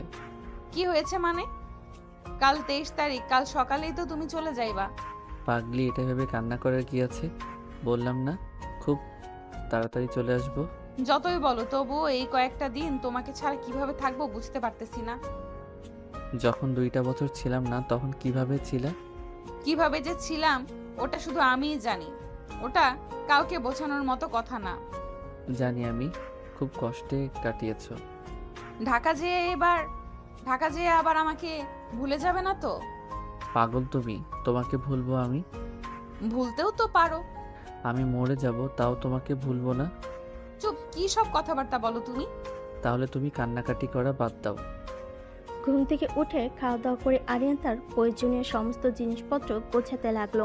বিথিও সঙ্গে হেল্প করতেছিল। দুপুরে গোসল করার আগে আরিয়ান বিথিকে কোলে করে বিছানায় নিয়ে গেল। একটানে বিথির কাপড় খুলে দিল। বিথি চোখ বন্ধ করে রইল। আরিয়ান আস্তে আস্তে বিথির ব্লাউজের বোতাম খুলতে লাগলো। তারপর সারা শরীর থেকে জামা কাপড় খুলে ফেলে দিল। একইভাবে আরিয়ানও তার শরীরের জামা কাপড় সরিয়ে ফেলে নিজেদের মধ্যে আর কোনো কিছু দূরত্ব রাখলো না। দুজনেই মিলেমিশে একাকার হয়ে গেল। প্রচুর আদর করলো। বিথি বলল, ইস, ব্যথা লাগছে। আর একটু সহ্য করো। আর একটুও পারবো না, তুমি ছাড়ো আমায়। আর একটু বাবা, ঠিক হয়ে যাবে, চলেই তো যাব। চলে যাবা বলে এতটা বেশি ব্যথা দিবা? আমার ভালো লাগছে, বোঝো প্লিজ। ঠিক আছে, এখন যত ইচ্ছা হয় তত করে নাও রাতে, কিন্তু খবরদার আমার শরীরে টাচ করবে না। আচ্ছা, রাতেরটা রাতে দেখা যাবে। চলে যাওয়ার আগে এইভাবে ঝামেলা করবে না। ঝামেলা আবার কই করলাম? তুমি তো ঝামেলা করতেছো। তারপর দুজনেই উঠে দুপুরের গোসলটা সেরে নিল। সবার সাথে গল্প গুজব করতে করতে বিকেলটা পার হয়ে গেল। সন্ধ্যে খাওয়া দাওয়া করে আরিয়ান তাড়াতাড়ি ঘুমাতে গেল, কারণ সকালে তাড়াতাড়ি করে উঠতে হবে, চলে যাইতে হবে। বিথিও বেশি দেরি না করে ঘুমাতে চলে গেল। দুজনেই ঘুমিয়ে পড়ল। অনেক রাতে বিথি আরিয়ানকে জড়িয়ে ধরল, আরিয়ানও বিথিকে জড়িয়ে ধরল। আরিয়ান বিথির গলায় কামড় দিল। আহ করে চিৎকার করে উঠল। এই সুযোগে আরিয়ান বিথির ওপর আবার ঝাঁপিয়ে পড়ল। বিথি আহ উফ কি শব্দ করতেছিল। আরিয়ান প্রচণ্ড মজার সঙ্গে সারাটা রাত বিথির শরীর একদম কামড়ে ফেল। সকালে ঘুম থেকে উঠে রেডি হয়ে আরিয়ান বের হয়ে গেল। 4-5 দিন পর হঠাৎ করে বিথি মাথা ঘুরে পড়ে গেল। আরিয়ানের মা ডক্টর নিয়ে এসে বিথিকে পরীক্ষা করে দেখলো। বিথি প্রেগনেন্ট। ডক্টর বলল, সুখবর আছে, মিষ্টি খাওয়ান। কি সুখবর ডক্টর বলেন? আপনার ছেলের বউ মা হতে যাচ্ছে। সত্যি ডাক্তার, সত্যি বলছেন আপনি? একদমই সত্যি বলতেছি। আল্লাহ, কি বলেন, বিশ্বাসই তো করতে পারছি না। ডক্টরের মুখ থেকে এমন কথা শুনে অনেক খুশি হলো। তারপর আরিয়ানকে ফোন দিয়ে তারই সুখবরটা জানালো। আরিয়ানও প্রচুর খুশি হলো। এই খবর শোনা মাত্র আরিয়ান বলল, কত তাড়াতাড়ি সম্ভব আমি বাড়িতে আসতেছি মা। আরিয়ান তার মাকে বলল বিথিকে যেন চোখে চোখে রাখে, একদম যেন কোনো কাজ করতে না দেয়। আরিয়ানের মা আরিয়ানের সব কথা শুনে কোনো কাজ করতে দেয় না। 7-8 দিন পর আরিয়ান বাড়িতে আসলো। এসে বলল, থ্যাংক ইউ সো মাচ। দূর পাগল, থ্যাংক ইউ বলার কি আছে? এই যে আমার বেবিকে দুনিয়াতে নিয়ে আসার জন্য। কষ্ট তো তুমি বেশি করেছো। আরিয়ান বিথিকে জড়িয়ে ধরে কপালে চুমা দিল। তারপর তাদের নতুন সুখের জীবন শুরু হলো। গল্প এখানেই সমাপ্তি।